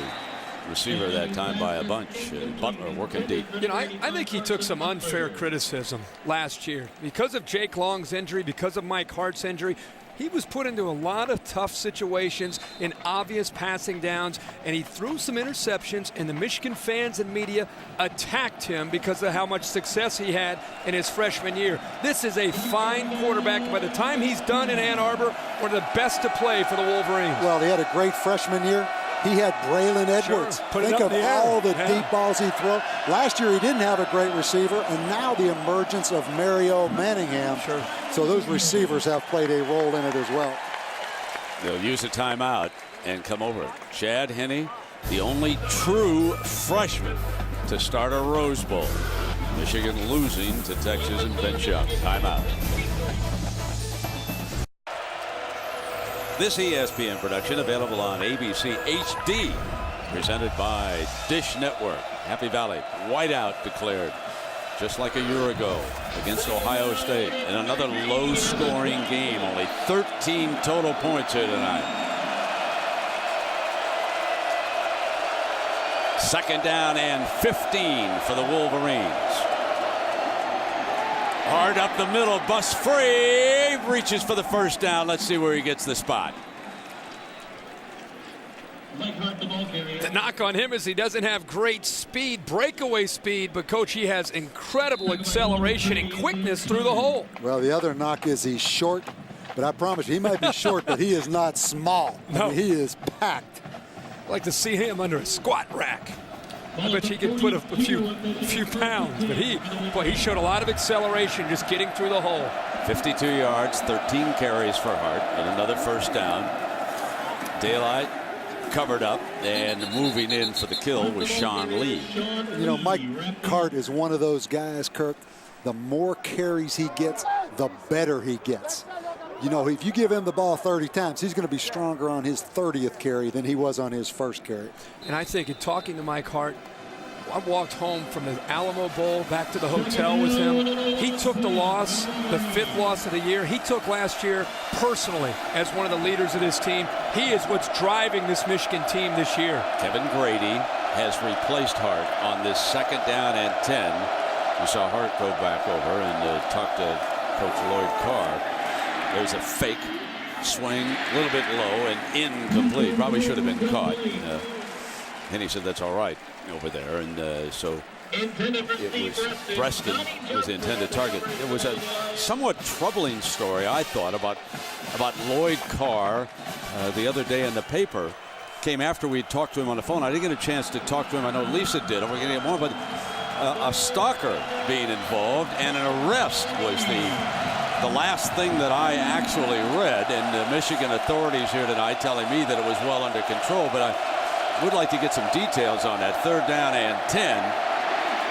And Chad Henne couldn't find anybody open. Now on the run, almost created a first down with his tight end. Incomplete. Pusluzny was over there on Butler and did a fine job of covering the tight end. It's a good thought there by Chad Henne, getting Dan Connor to come up to defend the run, and he had a nice seam there. He just overthrew his intended receiver. Well, Penn State having some problems.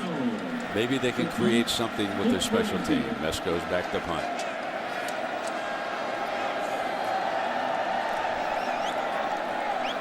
Derek Williams now waits the punt. He's going to signal for the fair catch at the 24. Surprised he fair caught that football right there. So we mentioned Lloyd Carr. We're going to have more on the stalker story from Lisa Salters when we continue here on ABC.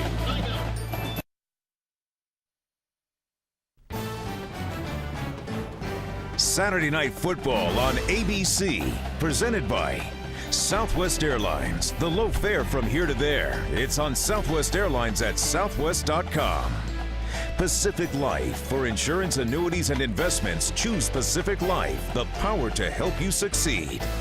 Pontiac. Go online to vote for this week's Pontiac game-changing performance. And your neighborhood Radio Shack now has LCD TVs and the expertise to help you choose the right one. 41 years, the head coach here, Joe Paterno, sharp as ever. Man's 80 years old. Unbelievable to watch him. He took some licking of practice earlier, but bounced right back. And here's Tony Hunt not getting anywhere. Lisa, let's find out more now about the Lloyd Carr story. Well, that's right, Brendan. It happened on Tuesday. Police in Ann Arbor arrested a 23-year-old man who they said allegedly stalked and sent threatening and obscene emails to Michigan head coach Lloyd Carr. Just hours after those emails were sent, they actually arrested the guy outside the Michigan Union building on campus. They said he had a baseball bat in his hand and was yelling and screaming threats against Carr. Now, right now, the man is in police custody. A judge yesterday ordered him to undergo a psychiatric evaluation. I talked to Coach Carr about it. Just a sack, Lisa. Go ahead and continue, kiddo. I talked to Coach Carr about it, and he said, you know what, Lisa, unfortunately, I'm sure we're not the only program that has had to deal with a situation like this before. But I said, Coach, were you scared at all about it? And he said, you know what, I don't know if I was so much scared, but in this day and age, at least we know to take threats like that seriously. We immediately got the authorities involved. Right. You know, the young man's fortunate it was the authorities and not this defensive line. That's the 5th sack of the night as Jamison rolls in, Lisa. And thank you very much. With the 3rd and 19 coming up here for Morelli. And this is difficult to buy enough time to get 19 yards downfield. This is tough. Hands! Goes for it and got it. Oh, man. Man alive, Williams at the 39. Morelli took a lick, and he's on the ground. And big number 80, Alan Branch. You're going to see big Alan Branch at 325 pounds apply the pressure. They line him up at nose guard. He comes around on a twist stunt. Wow. He took the full force of that. I can tell you firsthand, that's 330 pounds in momentum landing. That's a whiplash back down onto the field. Derek Williams with a great catch and a good throw by Morelli. But when you have a defensive lineman that closes in full speed, lowers his shoulder, and has all his weight come down on top of you, that's tough. That's got to be a penalty, isn't it? Let's take a look at it again. You talking about helmet to helmet? Just a real time.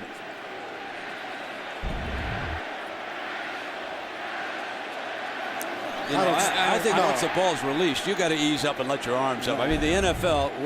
You don't agree with me? I'm a quarterback, and I disagree. I mean, it's unfortunate, but I mean, A 325-pound defensive lineman can't stop in mid-momentum and pull off, in my opinion. I think it was close enough after the ball was released that it wasn't late.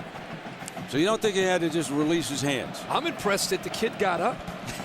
I'm telling you. How about the throw, though? It was really a desperate kind of throw to me. And Derek Williams came open on Johnny Sears. I can see why it was desperate. I mean, 24 yards on 3rd and 19 they got out of this. It wasn't just a hit. It was the whiplash back to the turf, the back of his helmet. Now, Darrell Clark has got to come in for at least one play, remember, because there was medical attention on the field. He is a freshman from Youngstown, Ohio. And secure the snap right here from center.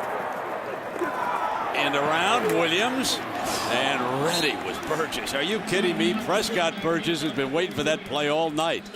One more time, and you at home now decide.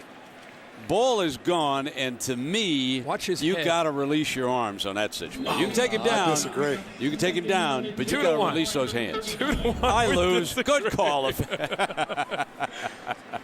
By the way, looking at Prescott Burgess and Sean Crable and David Harris, 3 linebackers in Michigan, I think they've trimmed down. They're faster this year. They understand the scheme better. They are so good as a group. Second down, and Clark keeps it himself. And look at the medical attention over there from Morelli. Let's get an update from Matt Weiner. Matt. Brett, let's get a singular All-America Player of the Week update. Troy Smith feeling fine. Another great day for him. 15 of 22, 234 yards, a couple of touchdowns in a short and easy afternoon against Michigan State. To vote, text vote to 87654 on your singular wireless phone. And Matt, Troy Smith taking a big lead, I would think, in the Heisman Trophy race. Unfortunately, Adrian Peterson out for the season with that broken collarbone for Oklahoma, and there's an incomplete pass as Williams cannot hang on to it. And Harrison, number 27, is over there defensively. You know, I did not like the look for the quarterback when he was being tended to right there. So Morelli trying to shake off the after effects of that hit. And that 3rd down completion, no points generated, but huge as far as field position right here for Penn State. Yes, but larger for Michigan if they've knocked the starting quarterback out for the night. Kapanos back to punt for the Nittany Lions. Not a good one. Kapanos shanks one out of bounds at the 31-yard line. Only 26 yards for one of the better punters in the conference.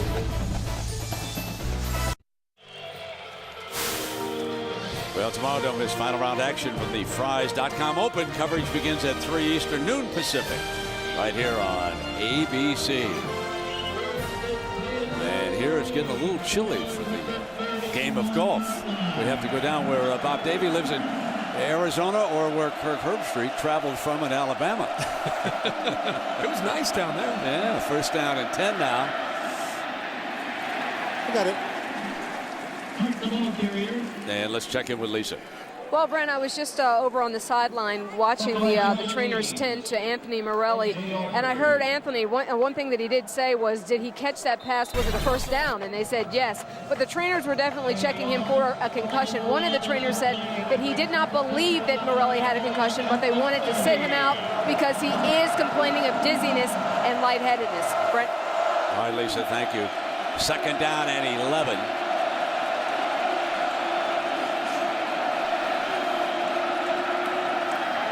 Play fake by Henne. He puts it into the hands of Arrington, who has been his favorite target here tonight. Hey, Brent, we should tell people how Kirk got up here from Auburn, Alabama this morning. What was a private jet? Steak and lobster on the flight? No, we didn't have steak and lobster, but it was a jet up and out, and got up here in time for watch some football. Brent and I came over in a used Buick. Oh, come on. Yeah. Third down and 6.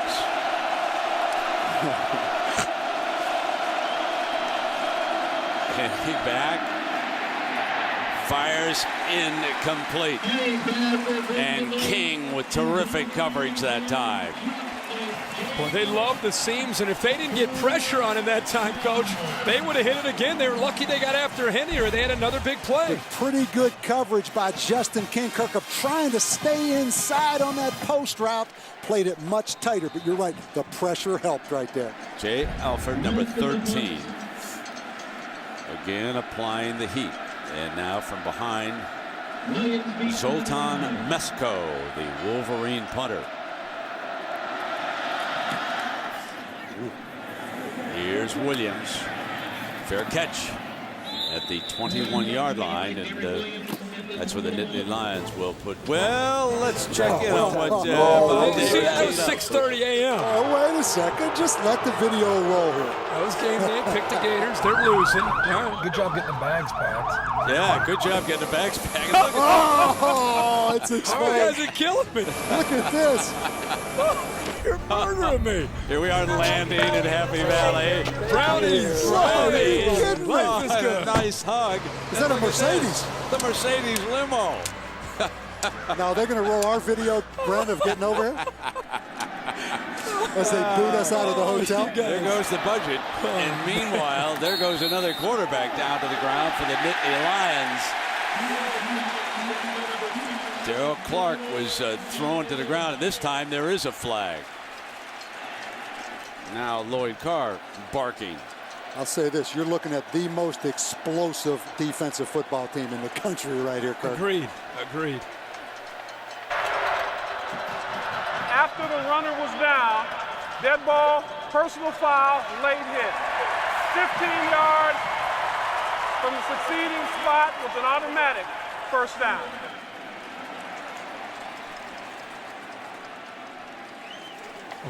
Sean Crable came in there to make the play, and the only thing I can see after the whistle or after the ball carrier's down is right there. There it is, right there. There's no question. Taylor coming on top of him, but it almost looked like they were accusing Sean Crable of it, but it definitely was 67, Terrence Taylor. And that was a good call.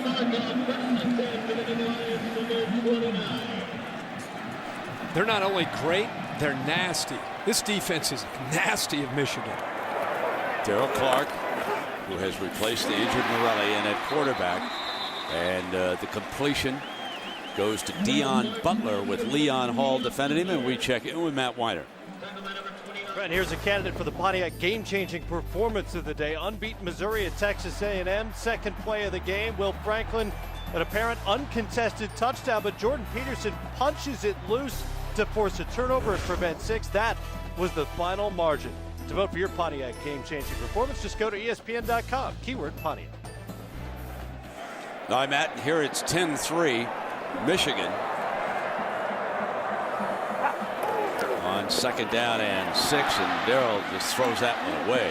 And they were running after it because they thought it might have been a lateral, but it was not. It was a forward pass. And maybe the mismatch we've seen in college football this season is Penn State's offensive line trying to handle this defensive line of Michigan.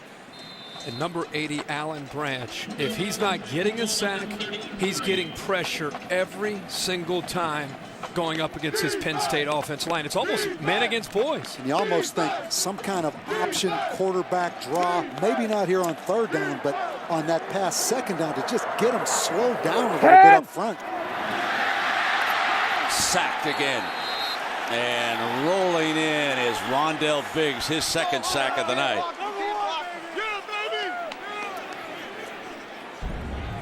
We'll take a look at it on the pit. I mean, it's tough enough if you block the right guy against Michigan, but you have no chance, Kirk, if you just flat turn them loose. And that's an example of the inexperience as a quarterback for Clark. Rolling to his left, not even feeling the pressure coming right in front of him. He was locked in downfield, and before he knew it, Biggs was right there for the 7th sack of the night for Michigan. Campanos, remember he had a very shaky punt last time out. Gets into this one. Preston, fair catch at the 38-yard line. So there have been a couple of major surprises as Indiana, and congratulations to Terry Hepner and the job that he has done. There is a coach coming off of 2 brain surgeries. Just a wonderful, wonderful story. And Vanderbilt at the buzzer with the field goal to beat Georgia. And I believe the Dogs now have lost 2 in a row between the hedges, Kirk. Well, not having a consistent quarterback play really has hurt Georgia, but the story of the day in college football, Adrian Peterson's father, first time watching his son play football in person since Adrian was 12 years old. He has a great day, but unfortunately on one of his touchdowns, breaks his collarbone, more than likely lost for the year.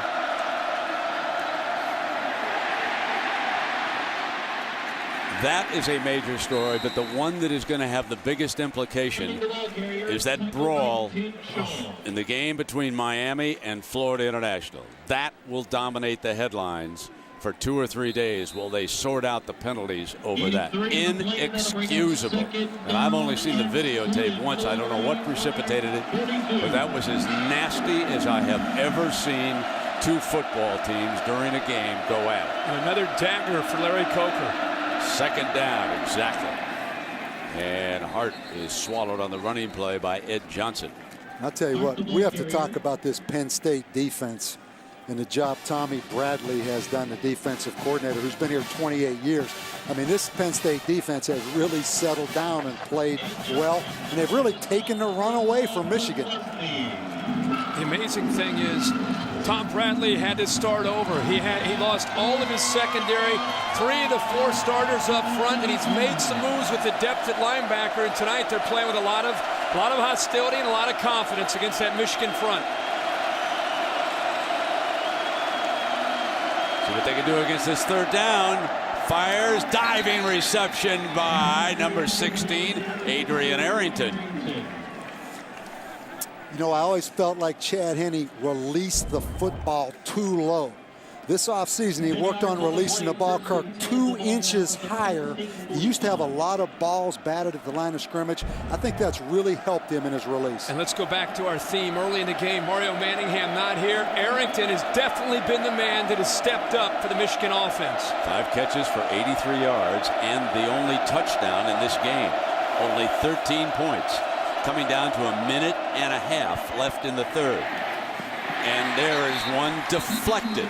So he did not get that 2 inches higher. Jay Alford, big number 13, bats it away. But isn't it fun to watch, Kirk, the development of a quarterback? Yep. You think of all the ups and downs, particularly at a place like Michigan where they're hard on the quarterback. But you see Chad Henne really has emerged, in my opinion. What a play by Jay Alford, though, getting off the ground. But this kid's emerged as one of the best quarterbacks in the country. Yep, and the experience now in his 3rd year as a starter helps him in environments like this. But you're right, Jay Alford, the only guy that returned with experience, the anchor up front with a big play. 2nd and 10, the linebacker blitz. Here's Preston, 1st down for Michigan. Look out when he gets free. Close to the 20-yard line as Henne gets it off in the face of pressure. This is another example of what Coach Davey just talked about, arm strength. He starts to move to his right, and without even having a chance to step and throw, he throws a dart to Steve Preston. And you see the explosiveness of Steve Preston after he caught that ball. And the inexperience of King as he gave him just a little bit too much cushion that time. And Henne, 13 of 26 for 167 yards. Hart on the run. Still battling his way toward the goal line. They can't bring him down. A powerful 20-yard run for Mike Hart. And you see why this offense is so tough to defend. The safety, Anthony Scarrato, missed the tackle, but Kirk, they are so balanced as a football team on offense. Outstanding vision and balance. That's the reason Michael Hart's one of the better backs in the Big Ten. That play was designed to go outside, sees the hole, cuts back against the grain for the big game.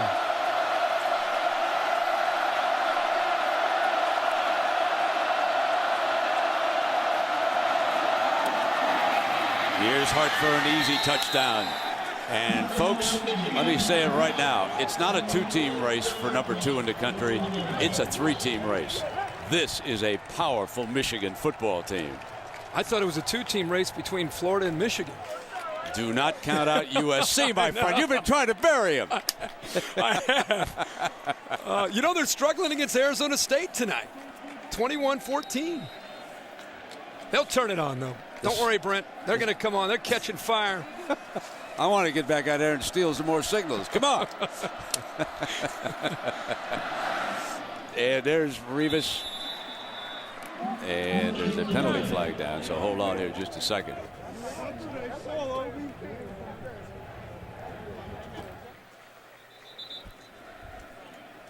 That could be a fun discussion in the fourth quarter.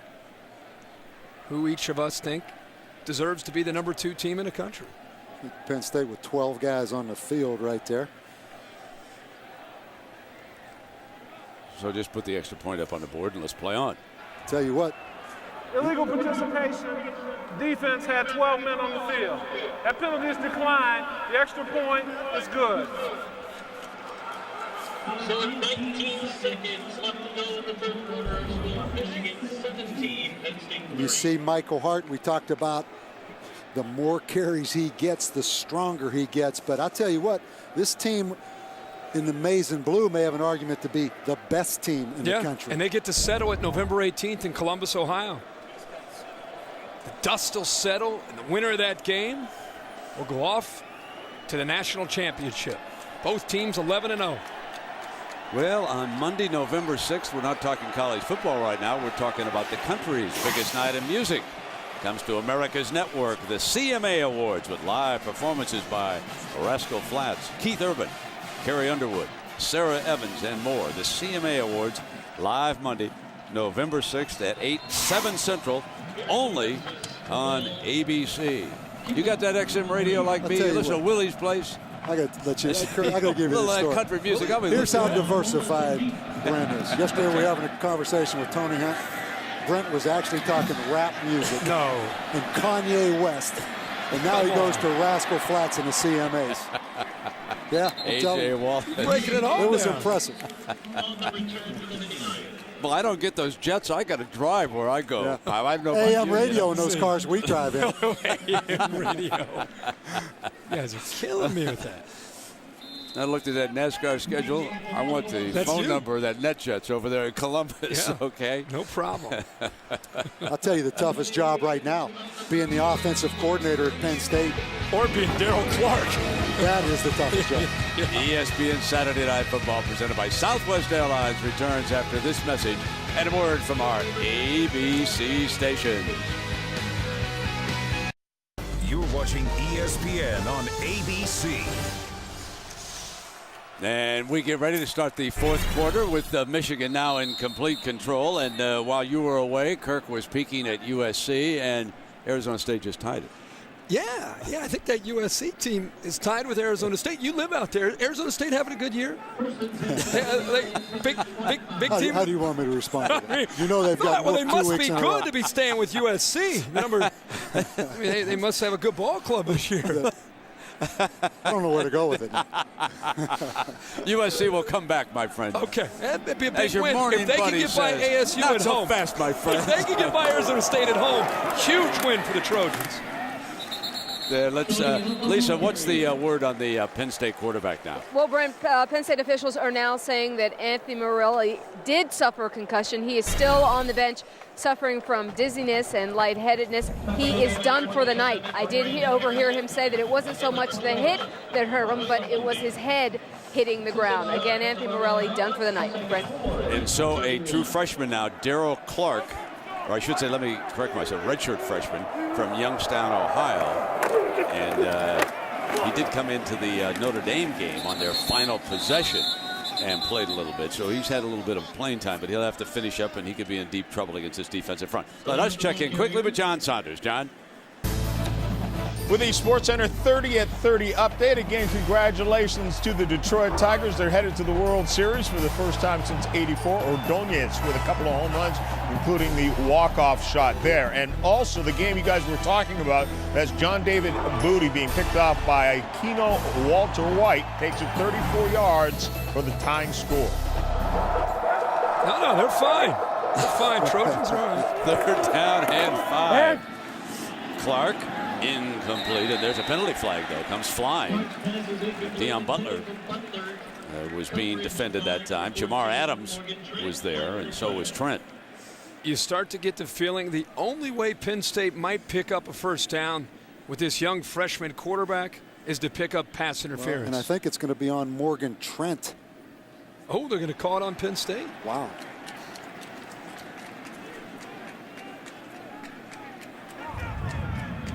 Pass interference. Offense number 3. The penalties decline. 4th down. Capanos trots onto the field. Breaston again, the return man. So this has turned just a touch ugly as the Wolverines start to dominate. And the speculation will begin as everyone looks forward to that confrontation in Columbus between the Wolverines and the Buckeyes, both undefeated in the Big Ten. If this holds up here tonight, this figures to be the last major test for Michigan, and it'll go out of bounds. Kirk? Seeing Indiana today beating Iowa. Really have to wonder next week in Ann Arbor what kind of attitude Kirk Ferentz's bunch will have. 17-3. It's all Wolverines right now.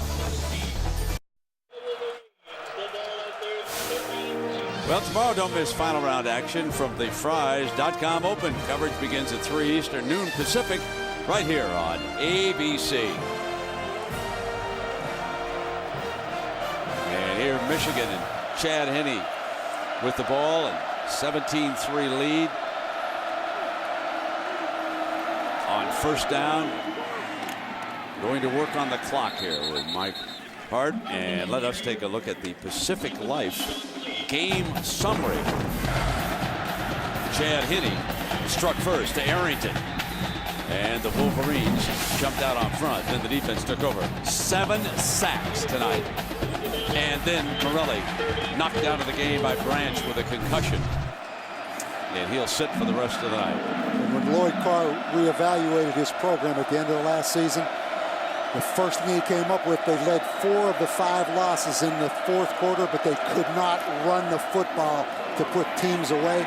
They made a huge commitment to run the ball, Kirk, and I think that's what you're going to see from here on out. That was hard again. First man can't bring him down. You're looking at Chad Henne, and Lisa, you've got someone who really helped develop this quarterback. That's right, Brent. Well, we may be in the middle of Happy Valley, but this section of Beaver Stadium is definitely Henne country.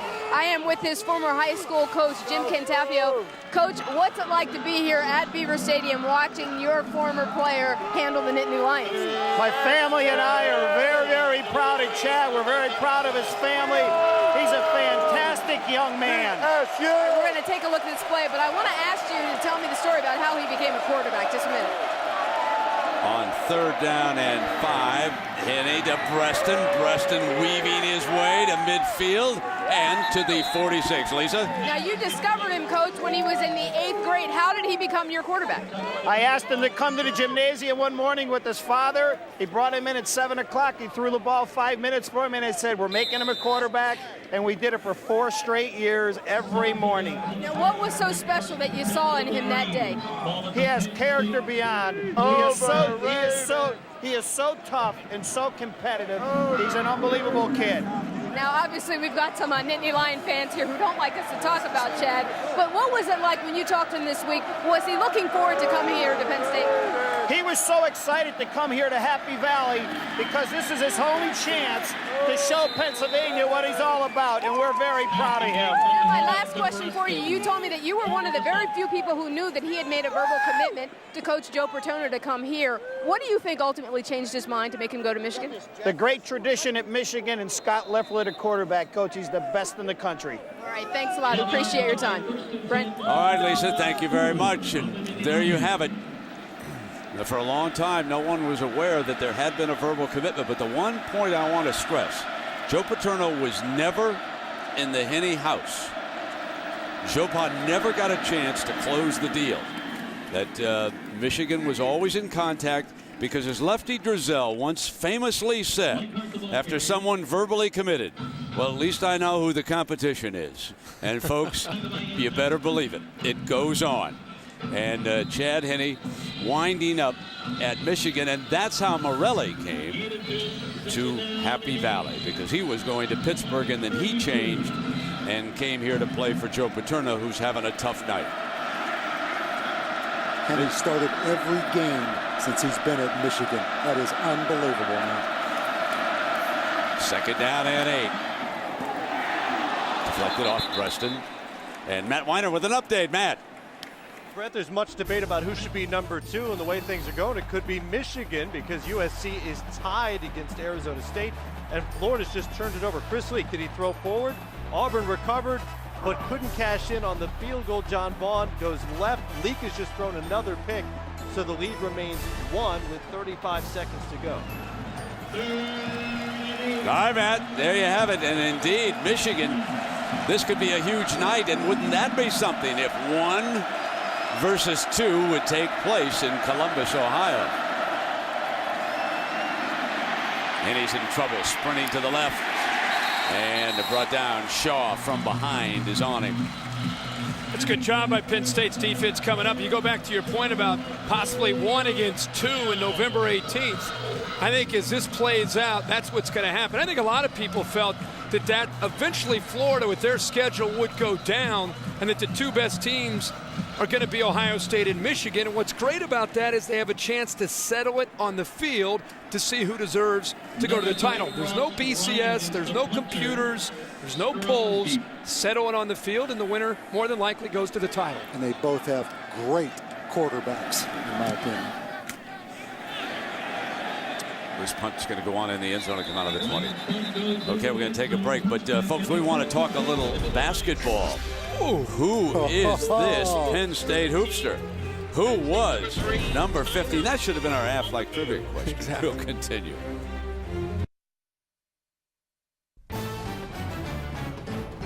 Saturday Night Football on ABC. Presented by Southwest Airlines. The low fare from here to there. It's on Southwest Airlines at southwest.com. Nissan, proud presenter of the 2006 Heisman. Visit theheismanvote.com to cast your vote. The Home Depot. You can do it, we can help. And Outback Steakhouse. Let go of the day. Go Outback tonight. State College, Pennsylvania. Happy Valley. Not so happy here tonight as the Michigan Wolverines are dominating them with 9:20 to go. And the shovel pass. And not much doing. Crable in on that play. Hunt, who has been stopped here tonight. In fact, the Penn State running game, because of the 7 sacks, minus 26 on the night. 7 sacks for 65 yards in losses. And Hunt, 12 carries for only 33 yards. Remember, he had 4 straight games plus 100. Nice catch by Williams.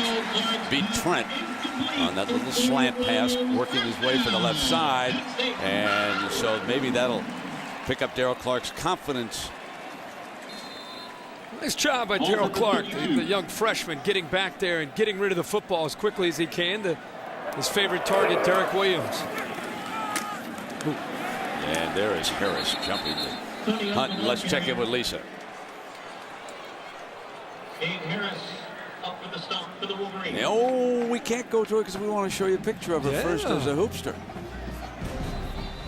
There Fine she looking is. athlete. Huh? And as Bob Davey would say, what happened to that afro? No, it's there. A couple of years she played here, came out of the Philadelphia area. Fumble. Hunt on the ball, so it doesn't matter. It's still going to be Penn State's football. That was a bad look for me, guys, wasn't it? About 25 pounds ago. You were a pretty good guard, though. No, I didn't. I didn't get much action. I was in great shape, though, Brent, but I didn't get much playing time. We had an All-American point guard in our team, Susie McConnell. Yeah. She was our star. Now, how about Ed DeChellius and the men's team? How will they do this year? I don't know. Tough to say. They've been struggling for a while, but they've got a beautiful building. I was over there yesterday, the Bryce Jordan Center. Just a beautiful building. And I don't mean any disrespect to the men's team, but there's nothing but Lady Lion banners all up and down that Bryce Jordan Center. So the men got to pick it up a little bit to catch up with the women. They've always been good. That's disrespect, Lisa. That's not disrespectful. I'm just telling the truth. With a capital D now. I'm just telling the truth. And now we got another quarterback going off, Daryl Clark. I'll tell you what.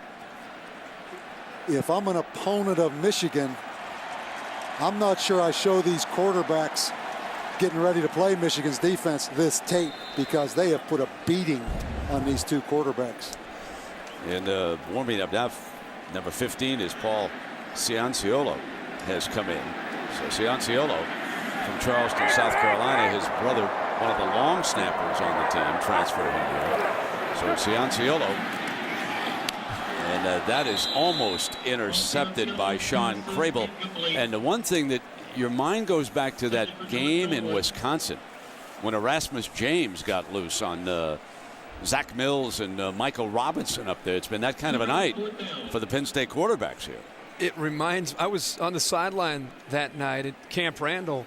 You started to almost feel bad for Penn State's offense because of the way they were getting beaten up front. The quarterbacks were taking a beating that night, and this Michigan defense has had their way with the Penn State offensive line. I'm going to be, Galen Hall, Bob, and Kirk, you were down enjoying the biscuits and gravy down there in Alabama when we were talking to Galen. But I got to tell you, Galen was concerned about the offensive line here tonight, and Bob will back that up. Galen said, our best days with this offensive line are ahead of us. Isn't that the message you was Exactly, delivering to us? Brent. And Michigan's the kind of defense, when you put that tape on, that defensive front jumps out at you. So Galen Hall knew it tonight.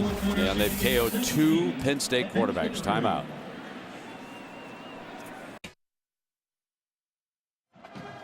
Some very long faces. The offensive assistants and the Galen Hall there in the middle, and Jay Paterno off the right.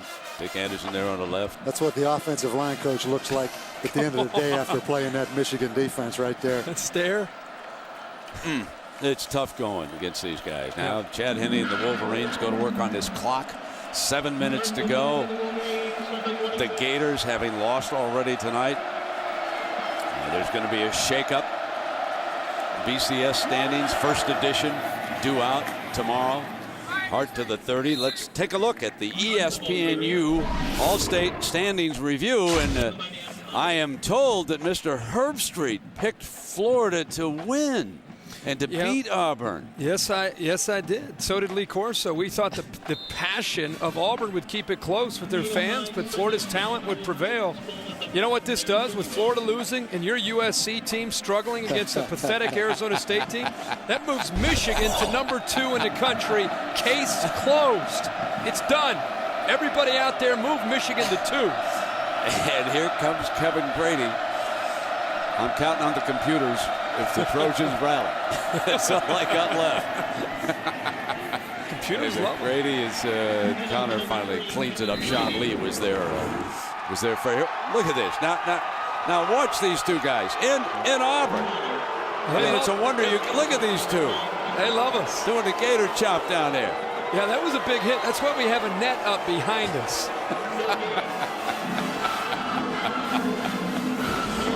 Oh, mercy. 17-3 here, Michigan.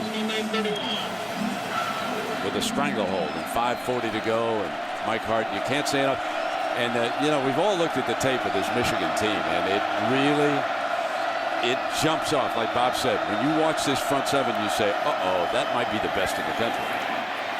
But Chad Henne will take off and switch hands and slide down. And we need another update from Matt Weiner. Matt, show us what happened. Here's how it played out at Auburn. Likely to be a few more calls for young Tim Tebow because Chris Leak, a couple of late turnovers, including that ball picked off by Eric Brock. A late touchdown on a flea flicker made the final margin 10. USC still tied at 21 after giving up 21 unanswered to the Sun Devils. And one thing we haven't talked about, what about the Irish? The only loss for the Irish is this Michigan team, who may be the best team in the country, and Notre Dame is going to be 10-1 going into the USC game. Computers love Notre Dame. Notre Dame's sneaking up in the BCS standings, and so is Texas. Those are the 2 one-loss teams to look out for. Nesco. And here's Williams to the 47-yard line. 4:28 to go. And we will see who will quarterback the Nittany Lions when we come back.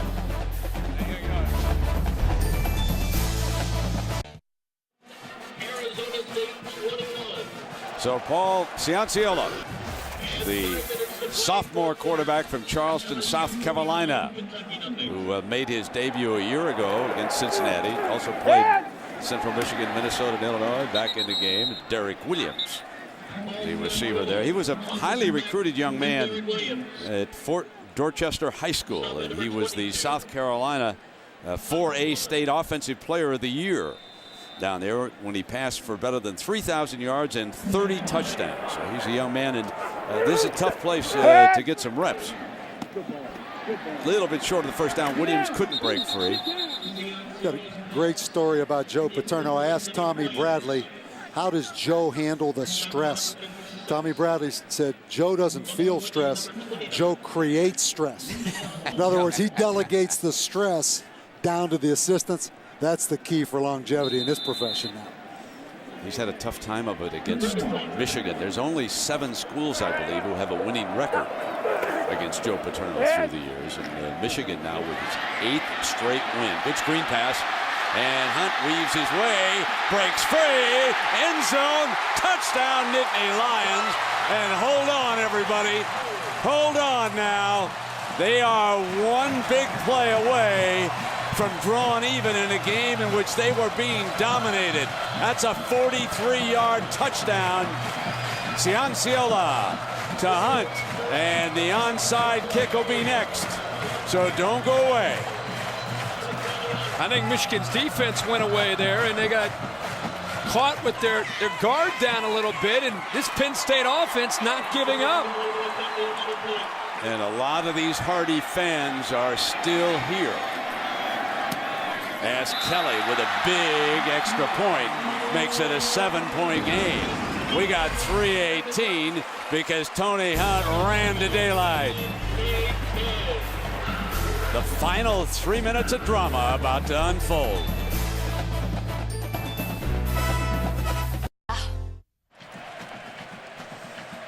Tony Hunt giving Penn State a lift, making it a 7-point game. But Bob Davie, you disagree with me. You say no onside kick here. I can't believe you would say that. Well, Penn State with 3 timeouts left in this football game, kick the ball deep. You need field position if you get the ball back. It's going to be right in front of a touchdown. Right in front of the student section too. Count on the defense. Nobody back either for Michigan. They'll go in the end zone and come out on the 20-yard line. This is about the best throw for Cianciola to throw here, where he just dumps it to Hunt. But look at the blocks downfield. This does not look like the same Michigan defense that we've been watching for the entire football game. I don't think they played. I think they thought the game was over. They thought this game was over. They again put their guard down a little bit, and Penn State keeps attacking, and now it's a touchdown. Who would have thought Cianciola would throw a 50-yard touchdown pass tonight? Cianciola. You should know how to talk Italian. You used to recruit him at South Bend. Plus, I married one.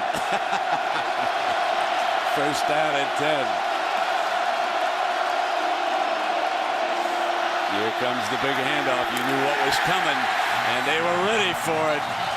Lost yards that time. Tim Shaw. And a reminder, stay tuned for your late local news immediately following the game over most of these ABC stations.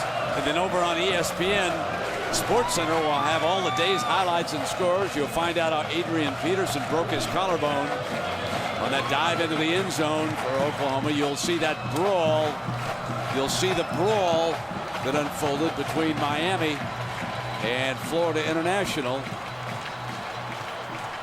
Penn State uses their first time out here, and you know that Chad Henne, the entire Michigan coaching staff, going to challenge this Michigan offensive line.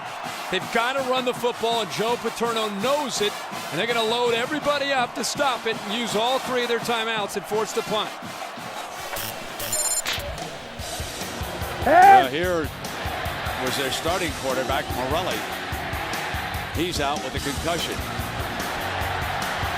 Then it was Clark being wrestled down. He's knocked out of the game. A similar hit there with the helmet going down, the whiplash down to the field. And you know what? Everybody in this stadium, let's be honest, thought this game was over except Tony Hunt that took that screen pass and took it to the house.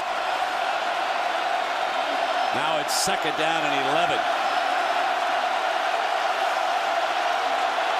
Penn State 8 defenders up tight.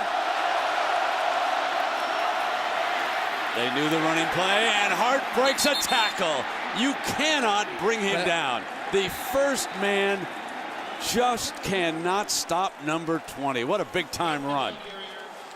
And that's taking a team on your shoulders right there and just saying, I'm going to do it because he did this on his own. Well, he breaks a tackle here. Great toughness. And again, it's the vision, the balance, and the toughness of Michael Hart. It looked like he was going to be down, but he goes right through a couple tacklers and picks up a first down that maybe could ice this game for this Michigan team. And it's another 100-yard night for Mike Hart. 24 carries and 109 yards and a touchdown here tonight after that 23-yard run. A steady diet of number 20. The entire stadium, everybody knows that he's going to run the football. Michigan gets a good push up front, but again, the power and the strength of Michael Hart picking up 4 or 5 yards. But you know, Kirk, also, it goes back to the commitment Lloyd Carr made in the offseason when he evaluated last year. He said, we have to be able to run the football. We have to be in better condition as a football team. Yeah, I thought that was interesting. I talked to him last night, and he said, our inability to stop people late in games cost us, and also the fact that we had Jake Long with an injury, Mike Hart with an injury. We were not able to run the ball when we were expected to run the football. So he said, not only are we going to rededicate ourselves with this zone scheme, we're going to drop body weight. We're going to get in much better shape with our offensive line, and then we're going to be more aggressive and athletic up front because of Michael Hart now being healthy, and it's worked out. Everybody knows they're running, and it's still tough to slow them down. And again, we said earlier, the more carries Michael Hart gets, the stronger he gets. He's just one of those guys. He's up to 27 carries on the night. He's stronger now than he was the first time he carried the ball tonight. Which is pretty impressive when you're 5'9" and about 198 pounds. And Penn State did not recruit him. You know what's coming.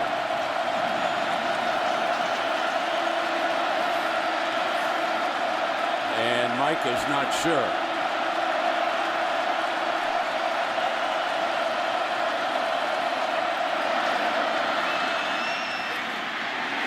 Wrestled down this time by Puslesny. Brent, that might have been the first time you've called his name as far as having a big impact on a crucial play. And now at this point, it's do or die for this Penn State defense. They're not able to get to him. The second level, Adam Krause not able to get to him. And the speed of Puslesny closes in. That time they were able to stop Michael Hart. Last time out here for the Nittany Lions. So reminder to stay tuned for your local news immediately after the game over most of these ABC stations. Then over on ESPN SportsCenter we'll have all the highlights of the day. The Detroit Tigers moving on to the World Series. Maglio Ordonez with the 3-run homer in the bottom of the ninth, the walk-off home run. They'll have that story for you a little bit later. Penn State must stop them here. And you go back to the decision not to attempt the onside kick. You have got to give yourself a chance. Well, they've had plenty of chances. They just can't tackle number 20.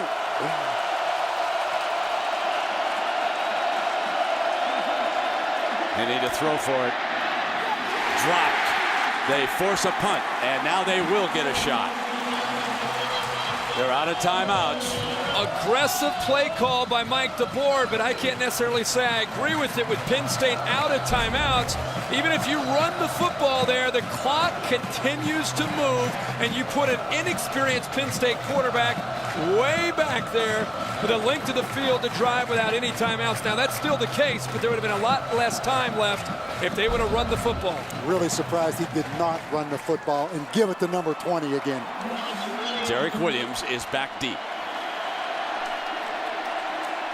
Ryan will punt this time.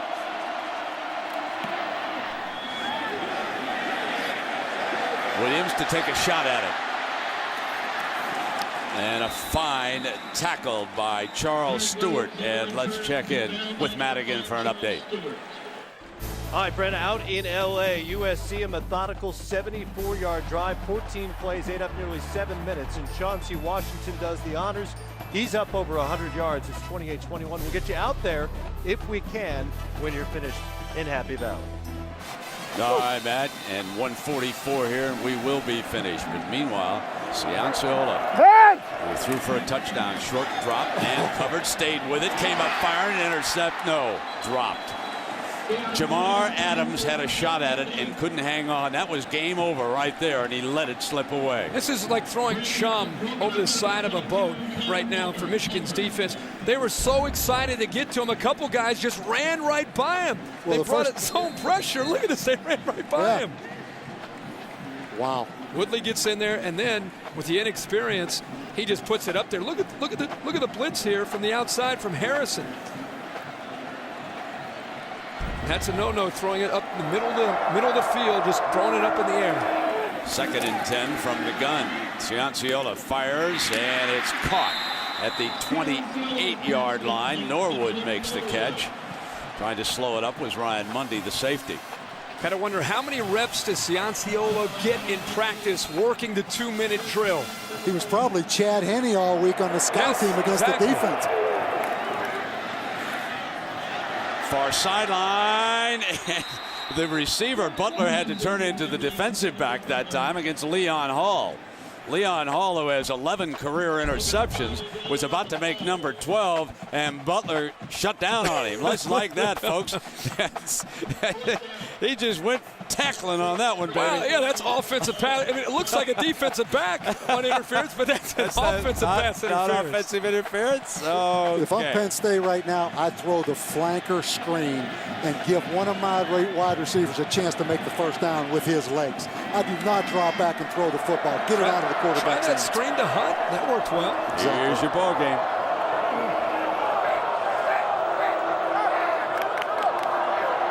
Need 6 to stay alive. No chance. Michigan wins it. No chance. Throw a high percentage pass and let somebody run with the ball. Don't throw the ball down the field. So the Wolverines stay undefeated in Happy Valley, and they run their streak to 8 in a row over Joe Pa. And now the debate will begin over who's number 2. USC, Michigan, West Virginia. The computers do not love West Virginia. That was pretty obvious, and there's Anthony Morelli, who was knocked out of the game with a concussion on one of the 7 sacks by the Wolverines here. And let's take a look, Kirk, at our Chevrolet Players of the Game. And in recognition of their efforts, Chevrolet will make a $1,000 contribution to each university's general scholarship fund. The final seconds ticking away. Chad Henne, of course, had a great game for Michigan. His numbers impressive on the road, showing some experience. Anthony Morelli, before he got knocked out, looked like Penn State was getting some momentum going with the play calling, but we're under 20 seconds here. The game is over. I just want to hear, as you said, go on record. I want to hear from you guys right now. Who's the number 2 team in the country? I'm sorry, Brent. You go first. Michigan. I think Ohio State, Michigan, 1A and 1B. There you go. I'm telling you now. There you go. That's November 18th. I have Ohio State, Michigan 1 and 2. So our final score, 17-10. Michigan stays unbeaten. Now, once again, let's go to John Saunders, Craig James, and Doug Flutie back in our New York studio.